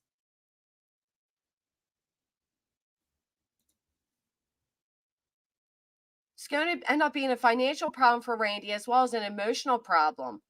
Family has 2 active fundraisers, one for the reward and one for expenses. The biggest thing right now is that we've upped the reward now, and depending on how long this plays out, there's a possibility that reward will have to continue to go up. We need a larger reach. Basically, you little small newscasters that are local and initially the ones to put out Caleb's name, you're not good enough. You're not good enough. We need bigger, better. You're B and C teams. We need the A stars. We don't need you. Perfectly. And here's a photo of Caleb. Oh, you are unbelievable, Tony. You know what, Gina H? I agree. There's something so bizarre here. I can't put my finger on it. This Tony guy is just such a clown. Seth Rogers is a clown. All these people are clowns. Now, somebody asked the question, Barbecue Lady, do you happen to still be here? I know it's 3 hours later, but if not, I'll catch you next time with a question. It has. All of this has become a joke. We need the A stars. You little small time people aren't good enough. Are you kidding? 60% of TikTok users are between the ages of 16 to 24. A late middle-aged man has no business on that platform. Oof. Mama for Justice, good morning. I'm actually getting ready to wrap it up. Oh, Arctic, hello. Hold on, my friend. I'm coming. She's currently eating barbecue. I'm starving. Hey, Arctic Fox. Hey. That was hold on. awesome. Not a thing. All right. So, yeah, I don't know how much more national attention they need in the Caleb Harris case. It's been featured nationally by several outlets. It's been featured nationally by several YouTubers, much larger than myself, too. But I've featured him several times on my channel. And I don't know what the deal is with the GoFundMes. Now, I can see it for the reward fund. as far as Tony Harris goes, I think he fell into that Caleb Harris case because he supposedly knew Randy and everything. I can Right. tell you that there's stark differences between Randy Harris and Sebastian and Seth Rogers. Oh, The two fathers absolutely. have handled themselves completely differently. So I don't know how much Randy is actually listening to Tony, because he certainly handled himself with much more dignity than Seth Rogers has. Absolutely. Can you believe that he literally insulted local news to their face the way he did? No, it's appalling. I mean, most parents of missing children would die to have any local news coverage, because the majority of these kids and adults that go missing, I'd say about 95% of it don't 95% of them don't ever get featured on a local newscast. Right. But listen, I mean, when somebody goes missing, the first you want to wear is local. Your local people. exactly, and it's absolutely absurd to be sitting there calling out local news media, saying that they don't matter because they're so small and everything. It's absolutely ridiculous. And honestly, what I think is that this Tony Harris piece of shit, as well as Jules the dog handler, and so many that have inserted themselves into these cases, they're waiting for their big break to happen when the Netflix documentary comes out. Yes, That's what I think. yes. I couldn't agree more. And that was made clear when I forget what day it was, but we went all the way back a few weeks back. We went on to Facebook and we went through Tony and all that. And we seen where there was another missing child. And Tony wrote, this is very similar to Caleb Harris, who I'm the spokesperson for. Can you have his parent, the parents of this missing person reach out to me? So Tony's trying every which way he can. Oh, I know. I mean, and I'm not gonna lie, I've reached out to the families of the missing before, and it's because I see that their case isn't getting any coverage, and if I can help them get coverage for their missing child, and a lot of times the parents can tell the story far better than I can. So I think it's important for legitimate creators to reach out to these families and try to get the faces out there and the stories out there. The problem is we've got so many of these bullshit creators like Bullshit Betty out there flapping her gums, accusing parents left and right, not getting any of the facts straight, that insert themselves into these cases. It's absolutely ridiculous. Well, and you know what? You just made a good point. It's different to reach out and ask these people, do you want coverage? I'm going to speak on your situation. Is there anything you'd like to add? That type of thing. Than getting all cozied and cuddled up with them. So many of these creators got in bed so quickly with Seth Rogers that now they're they don't know how to do the walk of shame, right? So they're kind of lingering around, not knowing how to let go of that. And you're seeing it. You're seeing it all over. Oh, it's absolutely ridiculous. I mean, just like I've got my opinions on the Sebastian Rogers case right now. And, I've only said I thought that he met someone online and that he may have been lured away. And I still think that. But I'm telling you, the more and more Seth Rogers opens his mouth, the more and more I think that this may be a case where Seth may know where Sebastian's at. I'm sorry, but I just have to say it. I mean, now, you know what? Since I usually don't do this, I don't do like the whole conspiracies and all that, the rabbit holes. But since Tony himself said they're okay with that, let's go ahead and talk about. I know my stomach's growling now. Let's go ahead and talk about that. I want a cheeseburger. I'm just kidding. Let's talk about the fact that if we go, no, not you, Search Patrol. They actually called at first calling the wrong person. They asked for somebody else's name, and then they asked if I was a bill collector. Seth early on was saying weird things like, oh, when Sebastian left, and oh, I think he's in somebody's living room playing video games, and oh, I know where he is, but I don't have the resources. And he was asking people to drop the GoFundMe and his personal payment links, right? What did he need that money for so early on? Is this a case where I agree. There was absolutely no reason for a GoFundMe to be started 3 days after Sebastian disappeared. And do you then get for where him, I'm going with that, Arctic? absolutely. And for him not to disclose that he had all these people giving him paid time off. Oh, I need to go out and search for my son, which he searched for all of a day or two, and then his shoulder was hurting too bad for him to go out and search. the group that they started. You know, there's just so much that doesn't add up. And Sebastian, and you want to talk about people changing their stories. Seth Rogers has changed his story numerous times over and over since this whole ordeal began. Sure First, he didn't, has.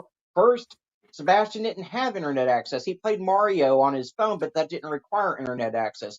Then it was, well, sometimes he plays with Chris and me and our friends. And then we find out, well, he was all ready to get Sebastian his Google account set up and set him up his own Call of Duty mobile account. And don't miss where Chris came back out and said, I never played Yeah, with him. exactly. And he also said with the Mario, he said he'd play like Batman and games like that. Nothing that required multi-play-in or any of that. And yeah, that changed. And as time went on, it changed even further. It was also asked, did he have internet access? And Seth says no. And then we find out that Seth was giving Sebastian a phone to hide. Exactly. And then, I called Seth out on his bullshit with the whole no internet access immediately because he let it slip that Sebastian liked to watch YouTube videos on his phone. Well, Mr. Rogers, I'm sorry, but you can't watch YouTube without internet access. Right. Oh, I mean, Karen, let me just correct you. It was a joke with the chat because of the barbecue comments. I can afford my own fucking burger. I wasn't asking the chat for a burger. Not only that, but I told you all that I have a mic. I literally said I have a mic I can go set up. So I wasn't asking anybody to buy me a new mic. Knock it off. You can't even joke around a little bit without these people looking for anything.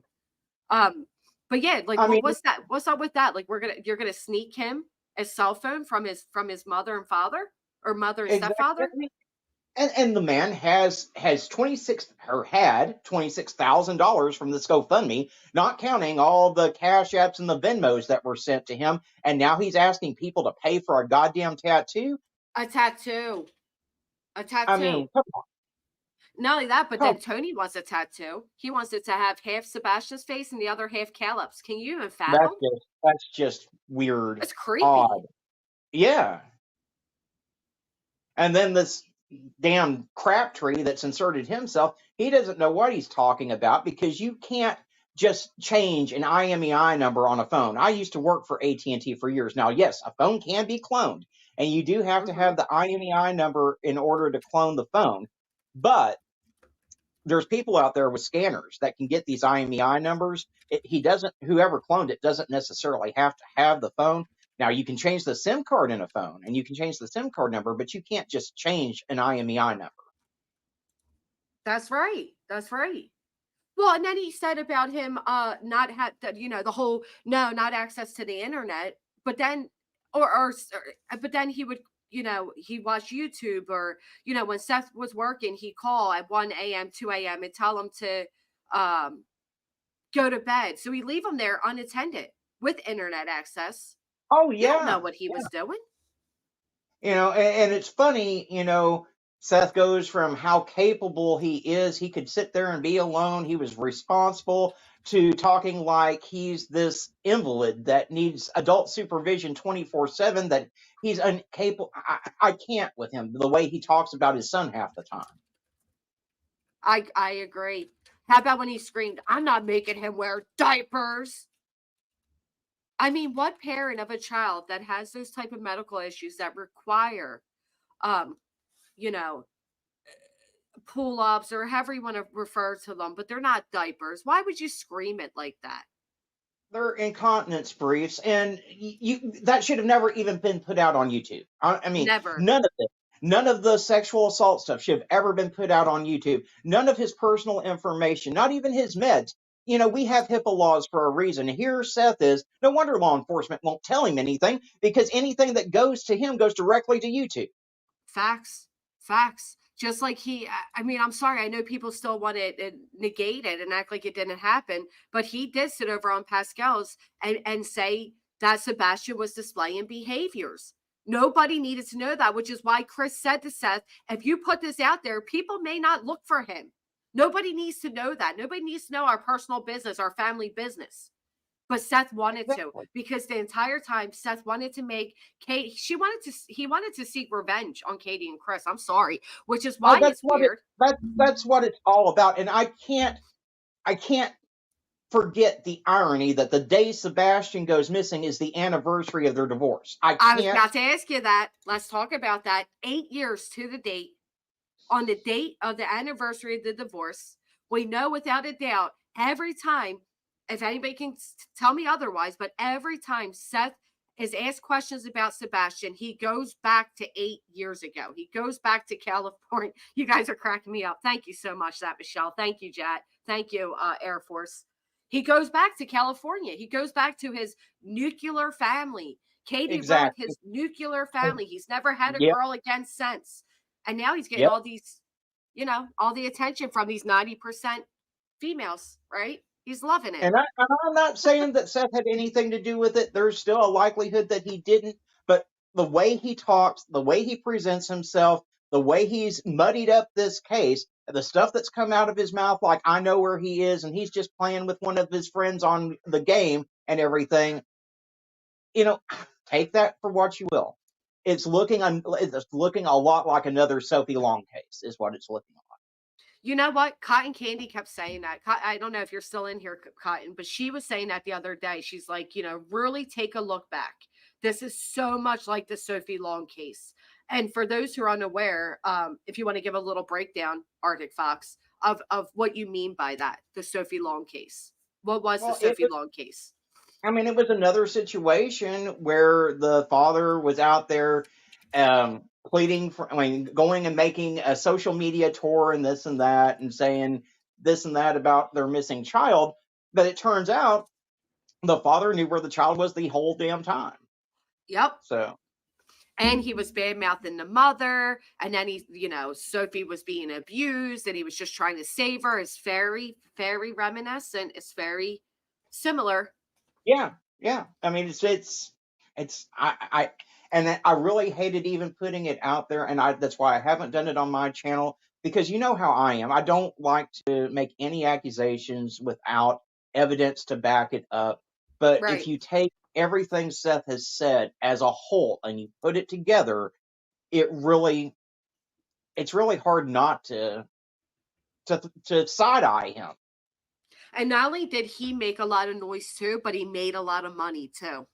Yeah. I mean, and then sitting here crowdfunding for a tattoo now, to hear that after all this money has been donated, and to hear what he did to barbecue lady ordering the most expensive meal and takeout to go. I mean, takeout to go. Yeah. Who does that? On somebody else's bill. Who does that? That's just crazy. I can't even believe it. I just can't even believe that people are normalizing anything of what Seth is doing out here, between the throwing out Katie's trauma, throwing out Sebastian's trauma, praising himself to be this great father. And then we find out that he went weeks without even seeing Sebastian. He was asked to take Sebastian a year ago and said no. He openly himself stated that Sebastian going to live with him was punishment. You have him on a panel screaming out, boy, I told you, boy, Well, what is going on here? I have a theory as to what may have happened. And again, this is just my own personal theory. And again, he very well could have still been dreamed by someone online or wandered off by himself. But we know that Katie wasn't completely on board with him going to live with Seth. I think that her and Chris may have been having conversations about possibly not sending him to live with Sebastian. And we know how possessive Seth talks about Sebastian. That is my child. I gave him that name. Right. Do you think if they had changed their mind about sending him to live with Seth, that he would not have figured out a way to get Sebastian for himself? If I can't have him, you ain't going to. I mean, he seems like that type of guy to me. That's a good thought, especially if he's kind of praising himself on he's the one that, Sebastian doesn't need this medication and he never got the right therapy, and maybe he thinks he can do better for Sebastian and he was set up to come live with him. That's a good thought. You know, and the fact that he wasn't even giving Sebastian his medication, he was against him having any type of medication. I mean, to me, you know, he wants to talk about Sebastian like he's some messed up kid, in my opinion. I mean, every time you hear him talk, I was giving him a chance to get his act together. That's why I Yes. didn't take him a year ago, and this and that. But at the same time, you're not doing the stuff to help your child. You're not giving him the medication that he needs. You know, you're shaming him for having a problem where he needs the incontinence briefs, and you'd rather him have an accident and embarrass himself in front of everyone than let him have what he needs to feel comfortable. Right. You're not helping his parents keep up with the discipline to keep things across the board even. You're not. Yeah, you're exactly right. You're exactly right. I think he did anything to be defiant against Katie as a mother. I think he was envious of the fact that Sebastian did refer to Chris as dad, because in the beginning he did as well. Matter of fact, he slipped up during Betty's and called him dad there as well. And I think he is possessive. He is very much, you know, that's my son. I named him. Rah, rah, rah. Oh, yeah. And the yeah. way he talked to Trevor Lee, I can guarantee you that's exactly how he talked to Sebastian, too. No doubt in my mind, especially when he did the mocking, like, oh, that's how he spoke to Sebastian. Like when he did that. Oh, wow. And Yeah. not only that, but if Sebastian did go to live with Seth full time, Katie would need to talk to Seth more. Yep. Yep. He was, to me, he would do anything to pull Katie tighter into his realm. Mm-hmm. I agree. Wow. Because Chris was out of town a lot, right? So if he has full-time Sebastian and Katie has to talk to him, hey, Malicious. Hey, Rachel. I agree. I mean, I'm so tired of seeing Chris and Katie attacked on end. And yet we've seen the pictures of what Seth did to Sebastian. We've seen the information in that divorce document, and yet no one wants to talk about it, let alone talk about the fact that a 12-year-old and a 22-year-old, I'm sorry, I can't. I mean, I have tried, and I've tried to give Seth grace. I've kept my mouth shut. I've been sitting on my hands and biting my tongue for 3 months now. But the more and more that comes out, the more I can't do it anymore. Well, let's talk about that. So, like you just said, oh my gosh, I just had a complete blank. Sorry. Just lost my train of thought. Hey, Gerard. Yeah,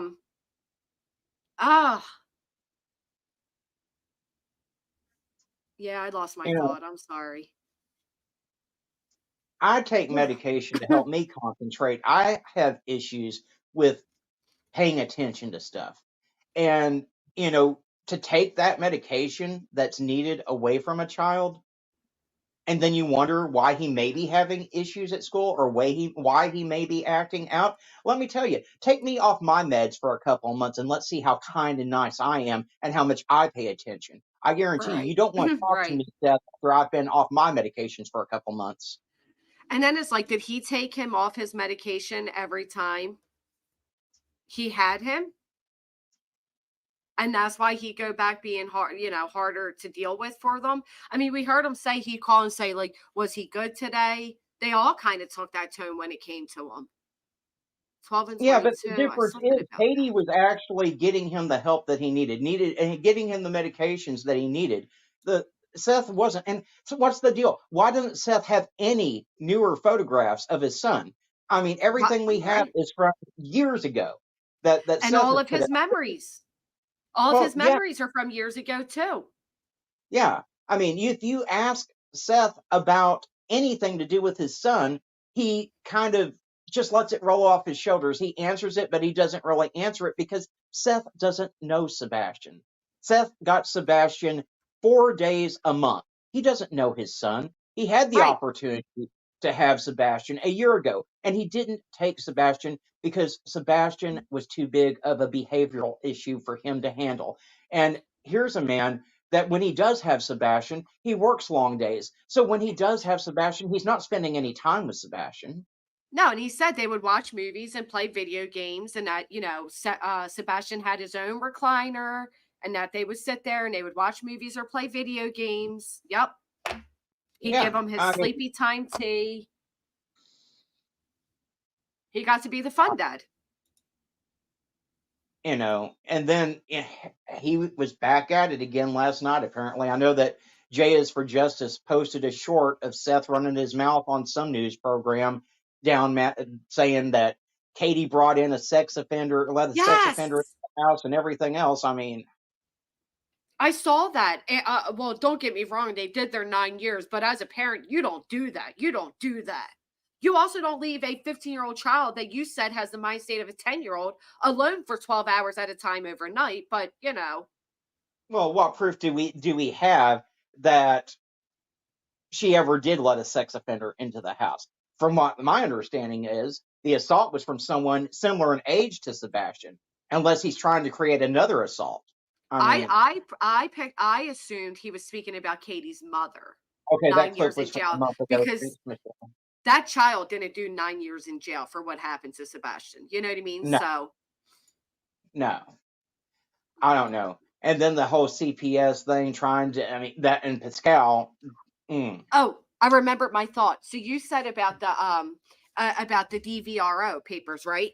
And we had Seth over on Betty saying like, "Oh, funny how, Katie's papers are out there, but not mine." Actually, I played both of those. I have Katie's and his. Yeah, absolutely. We saw everything. We saw his response. I mean, it's not like we did it completely one-sided, but the fact is, Katie had witnesses that saw this to support her claims. Right. And not only that, but it was the teacher, it was the neighbors, it was people that could easily be called in and asked, did this actually happen? But for Seth to get all like, oh, it's funny how. And then he went into like, Katie was so abusive to him and da-da-da-da-da. Then why didn't you fight harder for your son? Exactly. I mean, if everything that he claims had happened to my child, I would have spent every dime I had to get him out of that house. And I damn sure wouldn't have turned down my opportunity a year ago to take him into my custody. Well, and not only that, but if you go back when he shared about Sebastian's trauma that he went through, Seth said, Sebastian said something to him and he said, oh, yes, I know, son. I know. I'm sorry I wasn't there. Basically, I had to work on myself. So after Sebastian's trauma, Seth wasn't Barbara, even there for him. Barbara, I haven't seen anything about the Riverton, Kansas statement. I will look into that later when I get a chance. But yeah. I mean, he like I said, you want to talk about someone who hasn't been consistent at all since this whole thing began, that's Seth Rogers. I mean, that's what I said. I'll take Tony's challenge to find one interview where he's been inconsistent.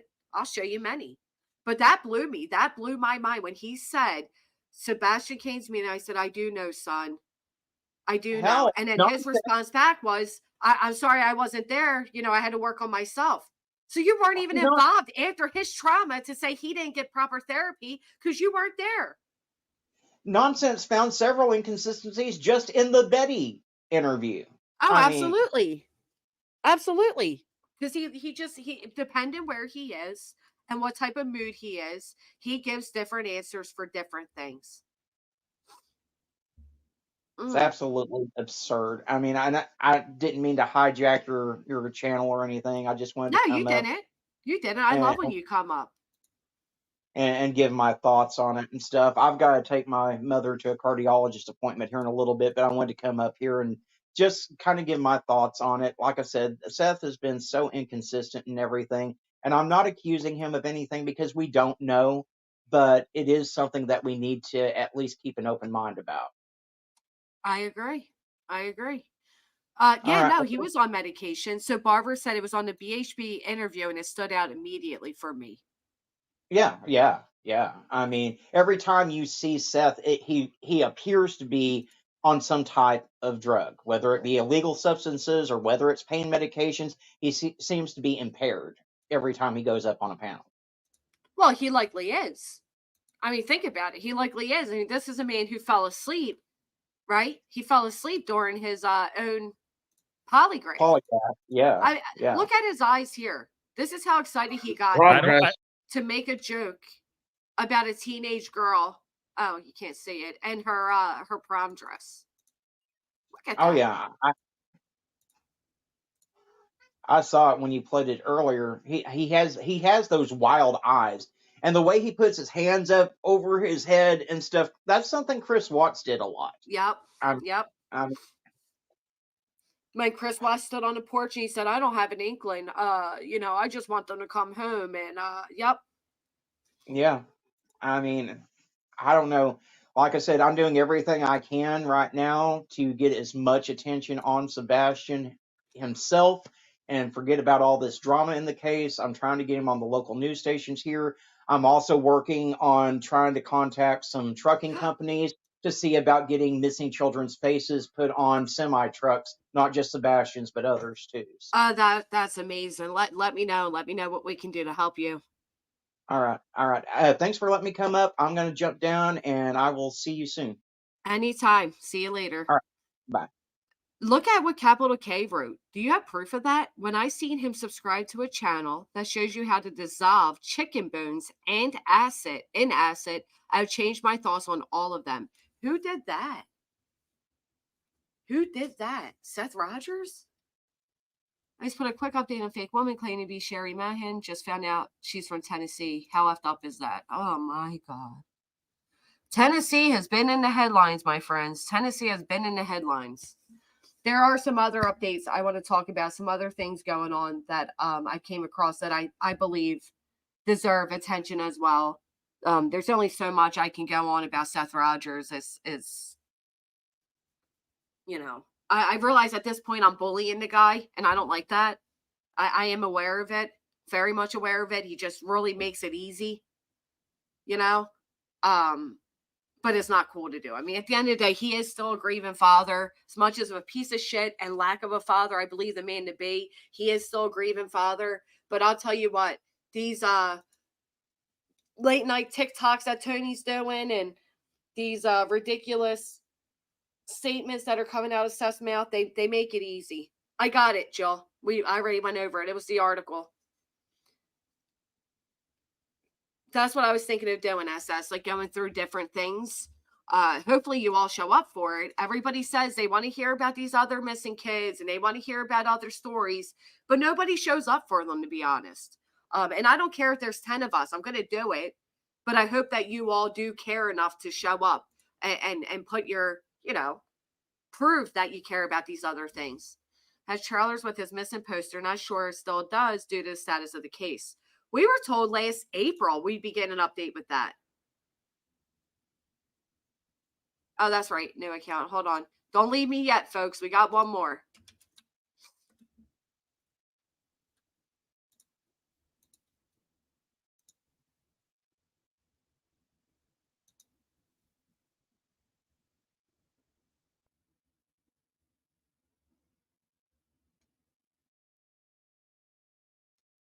Whoa, look at this. Hold up. Everybody come back in. Mama for Justice, my email is not your business. But really, that is the name of the email. It is your business. You are welcome to it. Check this out. It's a shame some of you's already left, but check this out. Very, very interesting shit here.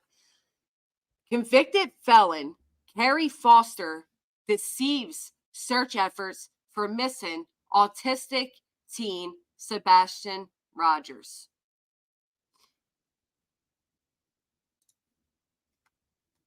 And shocking revelations has come to light that Carrie Foster, a convicted felon with a history of reckless behavior, including a 2021 incident in which she was arrested for bringing a loaded handgun into an elementary school, is actively deceiving the search efforts for missing autistic teen Sebastian Rogers. Sebastian, who mysteriously vanished sometime after 9 p.m. on Sunday, February 25th, now faces the grave threat of having his search efforts compromised by Foster's deceitful actions. Who the fuck is this? Unbeknownst to the community, Foster has been operating under a false facade, concealing her troubled past and leveraging her position within the search operation to spread lies and misinformation to her group, where she holds an admin status, which consists of over 6,000 members. With cunning confidence, she manipulates the genuine intentions of volunteers, leading them astray with false promises and baseless claims.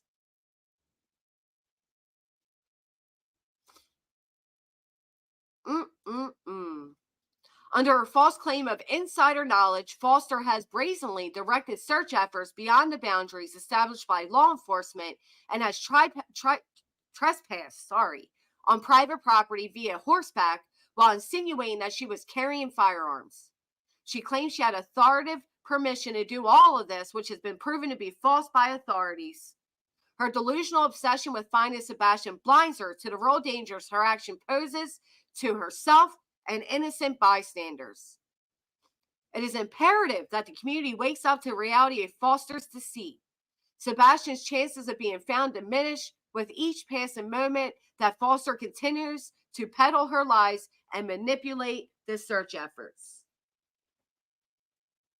This is not a misunderstanding or misguided intentions. This is a deliberate act of sabotage by a woman driven by her own twisted and assumed mentally ill motivations. A licensed mental health specialist has now confirmed this to us. Lord, this bitch is crazy.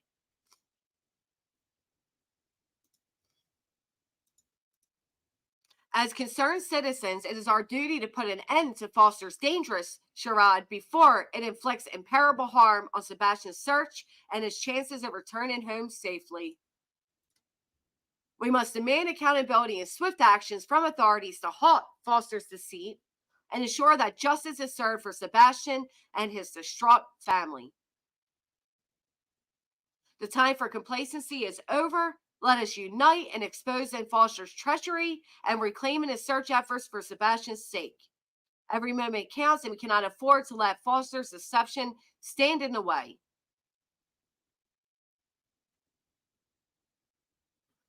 A detective working Sebastian's case has confirmed that Carrie Foster has absolutely no authority in this case, and her criminal background prevents her from even passing out flyers.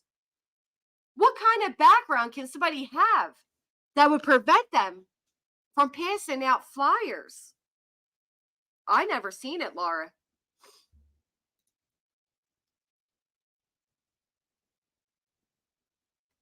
Wow.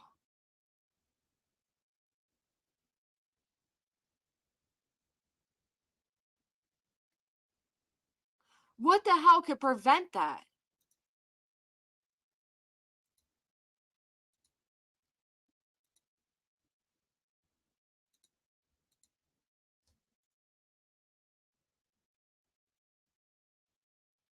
Like if you're like a sex offender, you can't put out flyers? Oh, 1 second, sorry.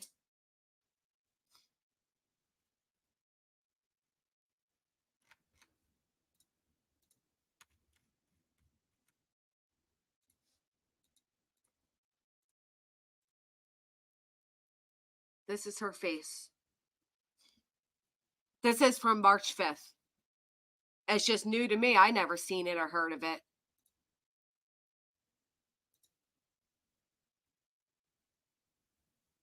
Interesting, Tracy, because that's how it is for Nina Glass as well. So let's check this out. This is where Seth says, my son get molested and raped in their apartment. You hear that, Brittany?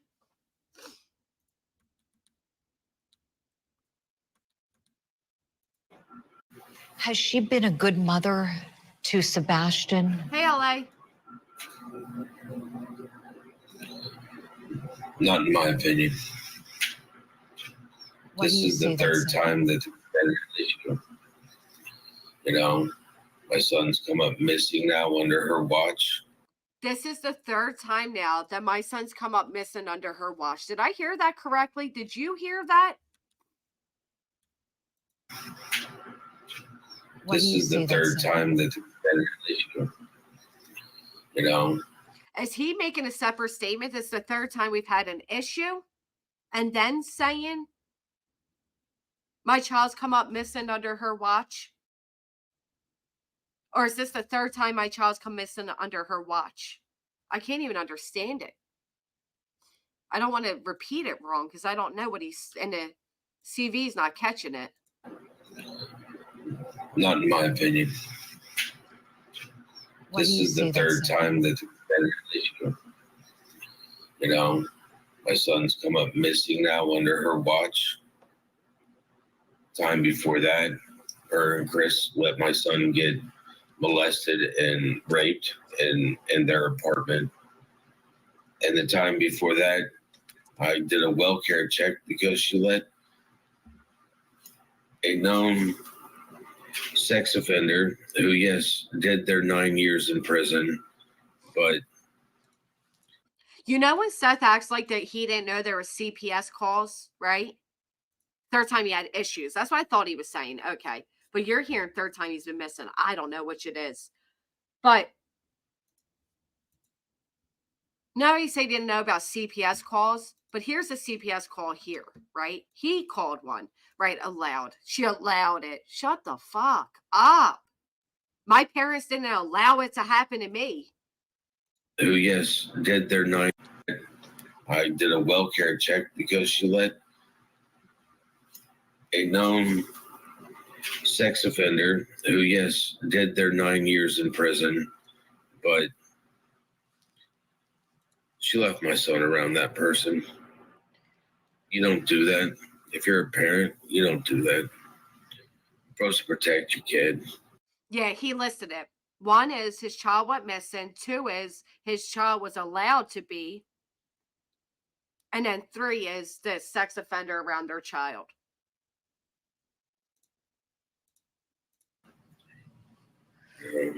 You don't put them in where they can get in any type of harm's way. Like leaving them alone overnight by themselves. Okay, sir. Seth, you said something very upsetting, very shocking. On national news, you prick.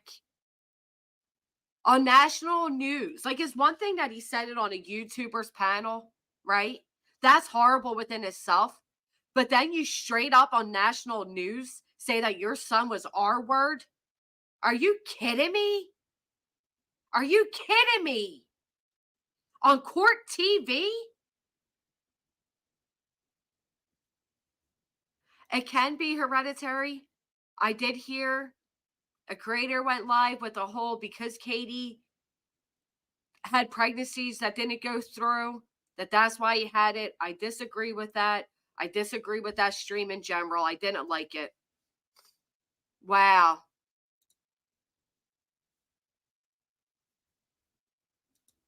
You've got to be kidding me. And I just want to go back just a moment. You said that your wife allowed your son, Sebastian, your ex-wife, I should say. Yes, in every interview, he's either wearing this shirt or he's wearing the Fine Sebastian shirt.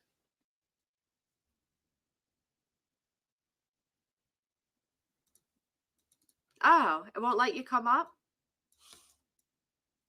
I don't know if you want to try it again. You normally you have to connect it to your YouTube is the only thing it makes you do. And then, oh, there you go, Miss Brittany.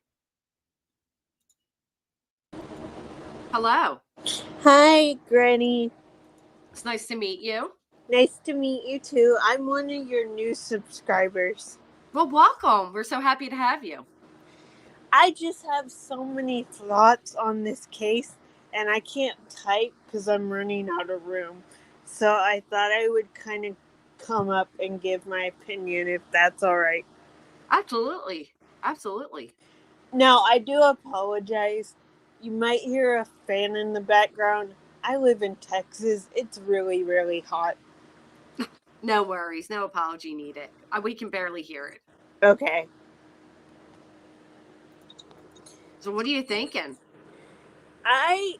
Okay, let me make this clear first and foremost. I do not think Seth had anything to do with it. I don't think he did anything. But I don't think when Sebastian comes home, I don't think he should go to Seth. I have not liked it from the beginning how Seth has handled this.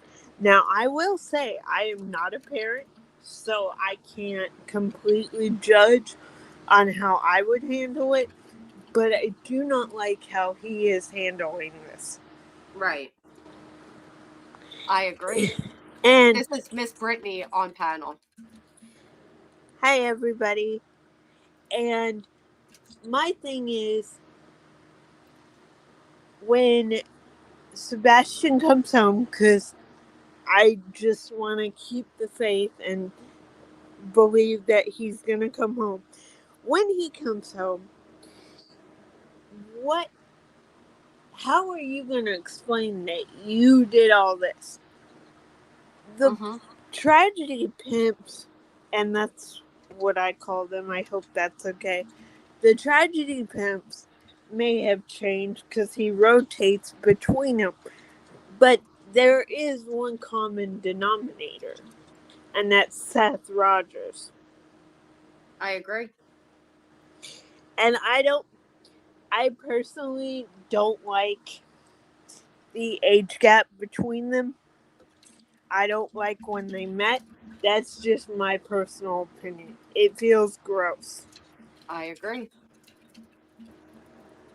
It's sad. It's sad. And now we know without a doubt, because he confirmed it on Betty's, that he was aware of Katie's trauma when he met Yeah, her. and I feel like that's kind of a, well, your trauma is even worse. So be with me and I'll protect you. And I don't like that. I suppose, yeah. Sadly, that's usually how it goes. But I just wanted to say that because I was running out of characters and I was like, I wonder if she'll let me up. Yeah, of course. I love having people up. I'm glad you came up, and I agree with you. We agree with you over here. There's a lot of sad things. I don't think Steph's involved either. I just think that Sebastian was living one hell of a life between, the animosity between the parents and the different rules at this house and different rules at that house, especially for a child with autism. And I think he got stressed out. He heard something. He knew he was set to go live with his dad. He likely didn't want to live with his dad. We know he said he did not want to live with his dad or do online schooling. And maybe he thought he was going to go sooner than he was. So he ran out the house all upset and maybe ran the wrong way. Exactly. I wonder, and this is just me wondering, but I wonder if he was closer to Chris and Seth doesn't like that. So I wonder if Seth is like, okay, I'll fix you. I'll take my son. To get at Katie, but to also be like, my son's not going to be closer to his stepdad than he is to me. That's a possibility. It sounds like Chris was a authority figure when it came to Sebastian. Like Sebastian, well, you know what? Seth would actually say they would call him too to be like, what did he do? Like, how do I need to talk to him to get him to act right? So I don't know, but yeah, it sounds like Chris had a good handle on yeah, had a relationship with Sebastian to an extent. So I could see that being possible. Anyway, I wanted to say thank you for having me up, and I will let somebody else pop up. I appreciate you coming up, Miss Brittany. It was nice Thank meeting you. you. Have a great day. You too. Bye-bye. You don't think he ran away? You don't think so, Karen? I could see it. I don't know. Because thinking of any other thing that would have happened doesn't have a good ending. Not that any of it does. I don't know. This is so sad. Let me finish this out and we'll wrap this up. Oh, wrong one. So your ex-wife allowed Sebastian to be in a situation where he was molested and raped? In California. And Chris in her apartment. They let a child who was 5 years older than my son. It is important to note that Katie came out and said the child was not 5 years older. Was not 5 years older. Okay. Play with my son and didn't bother to check on him there neither. And he lost his innocence because of it.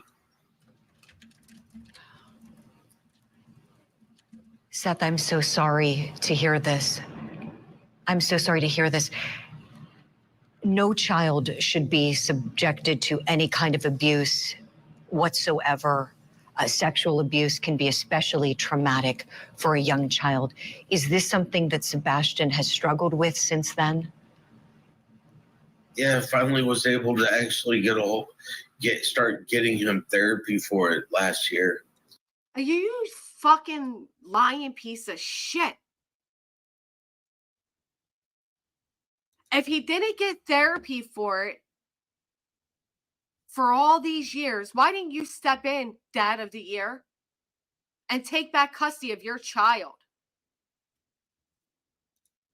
and get your child the help? You got him help for it last year, but you wouldn't even take him last year when they asked you to take him. Oh my goodness, I can't believe this was said on court TV. To actually start getting him therapy for it last year. The fact is that they weren't doing the correct thing, clearing California. And so, all right, so listen what he said. All right, listen to what he said. I was finally able to get him the right therapy last year. They weren't doing the right thing in California. When did they move to Tennessee? When did they move out of California, I should say?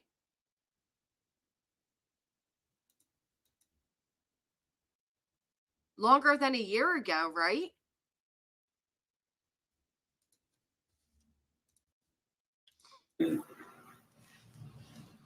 With the fake shoulder rubs. Knock it off. For you.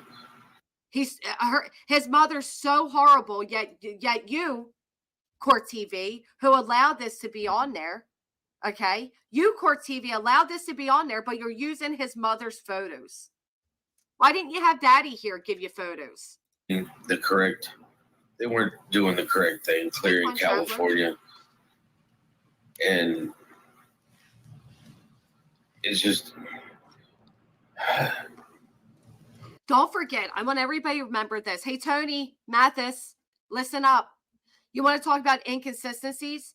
Who recalls Seth Rogers saying that Sebastian was getting therapy, but it wasn't, or that Sebastian wasn't getting therapy at all? That's what it started off with. That they never got his son therapy. Anybody else remember this? And then Katie came out this statement and said he absolutely got therapy. Really, Joseph Young? Let me guess, he was a jerk.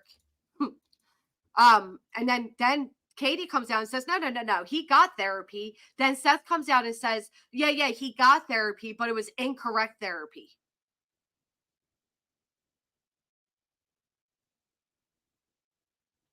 You remember this, right? Right before Tony showed up. Okay, I'm not going crazy here. Talk about an inconsistent statement. Thing, clearing California. And it's just... last year, finally getting him help because he's a victim. You waited 8 years to finally get your son help. 8 years? Daddy of the Year over here waited 8 years. I have a slip disc in my neck as well. From a car accident. 8 years.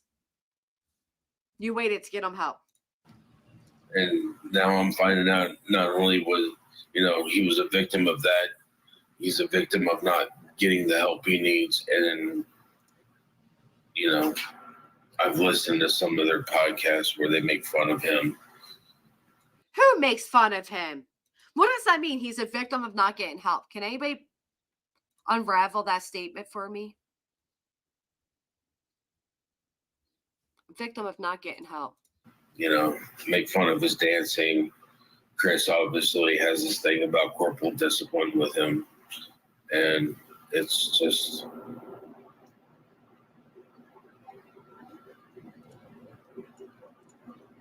it's not good.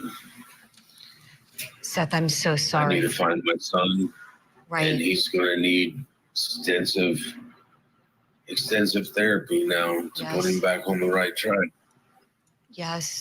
That incident with Carrie Foster could not have been 2021, unless you mean whatever incident caused her to not be allowed to pass around flyers. Is that what you're talking about, Purple Rain? No, because he makes no sense. Because he's implying something horrible. Was Sebastian the one who told you about the sexual abuse that had happened? His mother did. Oh, wow. After she allowed it to happen, she actually told you about it? Wow. And my son did. This happened in California. So Back to California. Back to California. Ah. Why don't you tell New Court TV here, Seth, how when your son found out you knew about it, you had to apologize to him for not being there for him. Why don't you tell him that? Why don't you tell him how you were too busy getting your life together, son? Sheriff's Department, CPS was involved. Sheriff's Department was involved there. They wouldn't give me the kid's name, his last name. Why? Were they afraid with your rage you would do something stupid to a child that was the same age as your son that was likely exposed to this as well? But at least the only thing I was able to do there was put the detective over that case in contact with the school psychologist so that at least they could protect the other children from this child. From which child? That's what I just said, Joneson. First, he came out and said Sebastian never got therapy. Katie came out and corrected it. Then Steph said, but it wasn't proper therapy. Uh-huh. Uh-huh. Right. So no juvenile California proceedings commenced or anything like that, Seth, with this child. He wasn't brought to juvenile court. Do you think the detectives needed Seth Rogers to get them in contact with the school? Do you think they needed him to do that? You don't think the school knows you don't think the detectives know how to handle things? They needed Seth Rogers to connect them with the school? Commenced or anything like that, Seth, with this child. He wasn't brought to juvenile court. No, in California, kids 13, you know. He wasn't 13. It came out later. He was the same age as Sebastian. He wasn't 13. They're like, he's too young to prosecute. And they wouldn't do anything about the parents either. Well, let's say if what Seth said was true, should Seth be held accountable? Should Seth be prosecuted? We don't know that Seth is on the spectrum, Mercy, with respect. I don't think Seth Rogers has ever come out and said, I'm on the spectrum myself. I'm autistic myself. Seth, I'm so sorry. I'm so sorry. My heart breaks for you. Yeah, I'm so sorry that you would exploit your son's pain for your own sympathy. My heart breaks for Sebastian. This is despicable. Court TV should be ashamed of yourself. His mom is responsible for this. You should be ashamed of yourself. For so many reasons, and this is just one more of those reasons. Tell me, please, Seth, what else do you want the public to know as people all over are hoping and praying for your son Sebastian's safe return? That I'm just looking for him. I need people to help. I'm just one person. I can do a lot, but I can't do everything. I'm just one person. And I have to find him. I have to find him. You're doing great sitting in your kitchen. Absolutely. You have to find him. And we will continue doing everything we can here at Court TV to help you find him, putting his picture out there, video, talking about him. The pictures and videos that his mother took of him, that horrible mother that's responsible for this took of him. And hopefully he is somewhere where he can be brought home safe to you soon. Seth. He wouldn't be coming home to you. And where the hell is your photo of him? You don't even have photos of him on the refrigerator. You don't have a big poster on this big blank wall behind you. There's so many ways you could be sharing the photos that your ex-wife took of your son together, that both of you are his parents. Oh, Lord, have mercy. I can't believe that was on News Nation. Unbelievable. The slash. Does Mercy know, Terry? The slash tires. I've spoken about what? I'm sorry, I missed something. About his autism?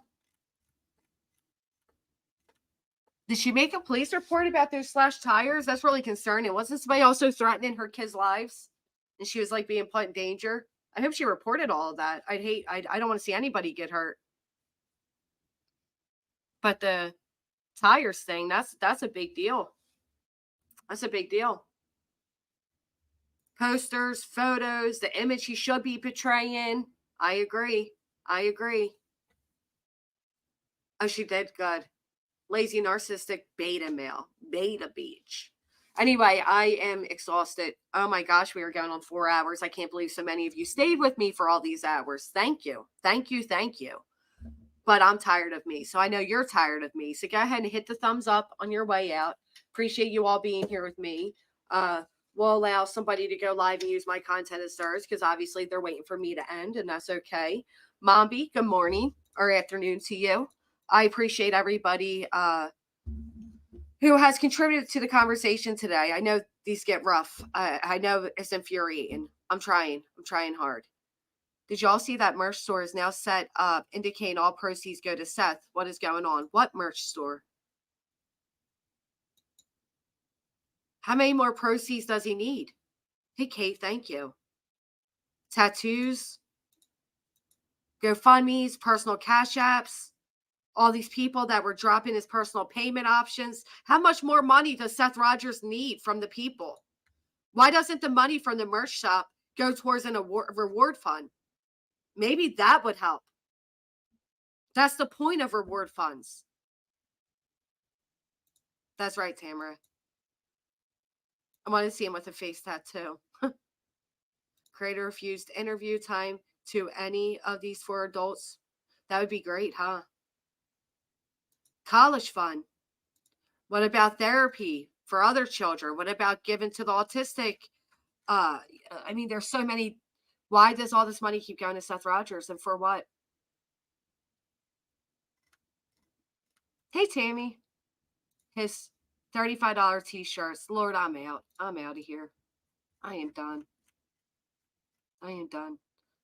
On February 26, 2024, an Amber Alert went out for 15-year-old Sebastian Rogers. Sebastian is white, 5'5", 120 pounds, with brown hair and brown eyes. Sebastian was last seen wearing a black long-sleeve shirt, black sweatpants, and glasses. He has a medical condition that may impair his ability to return safely without assistance. If you have seen Sebastian or have information regarding his whereabouts, please contact the Sumner County Emergency Center or TBI at 1-800-TBI-FIND.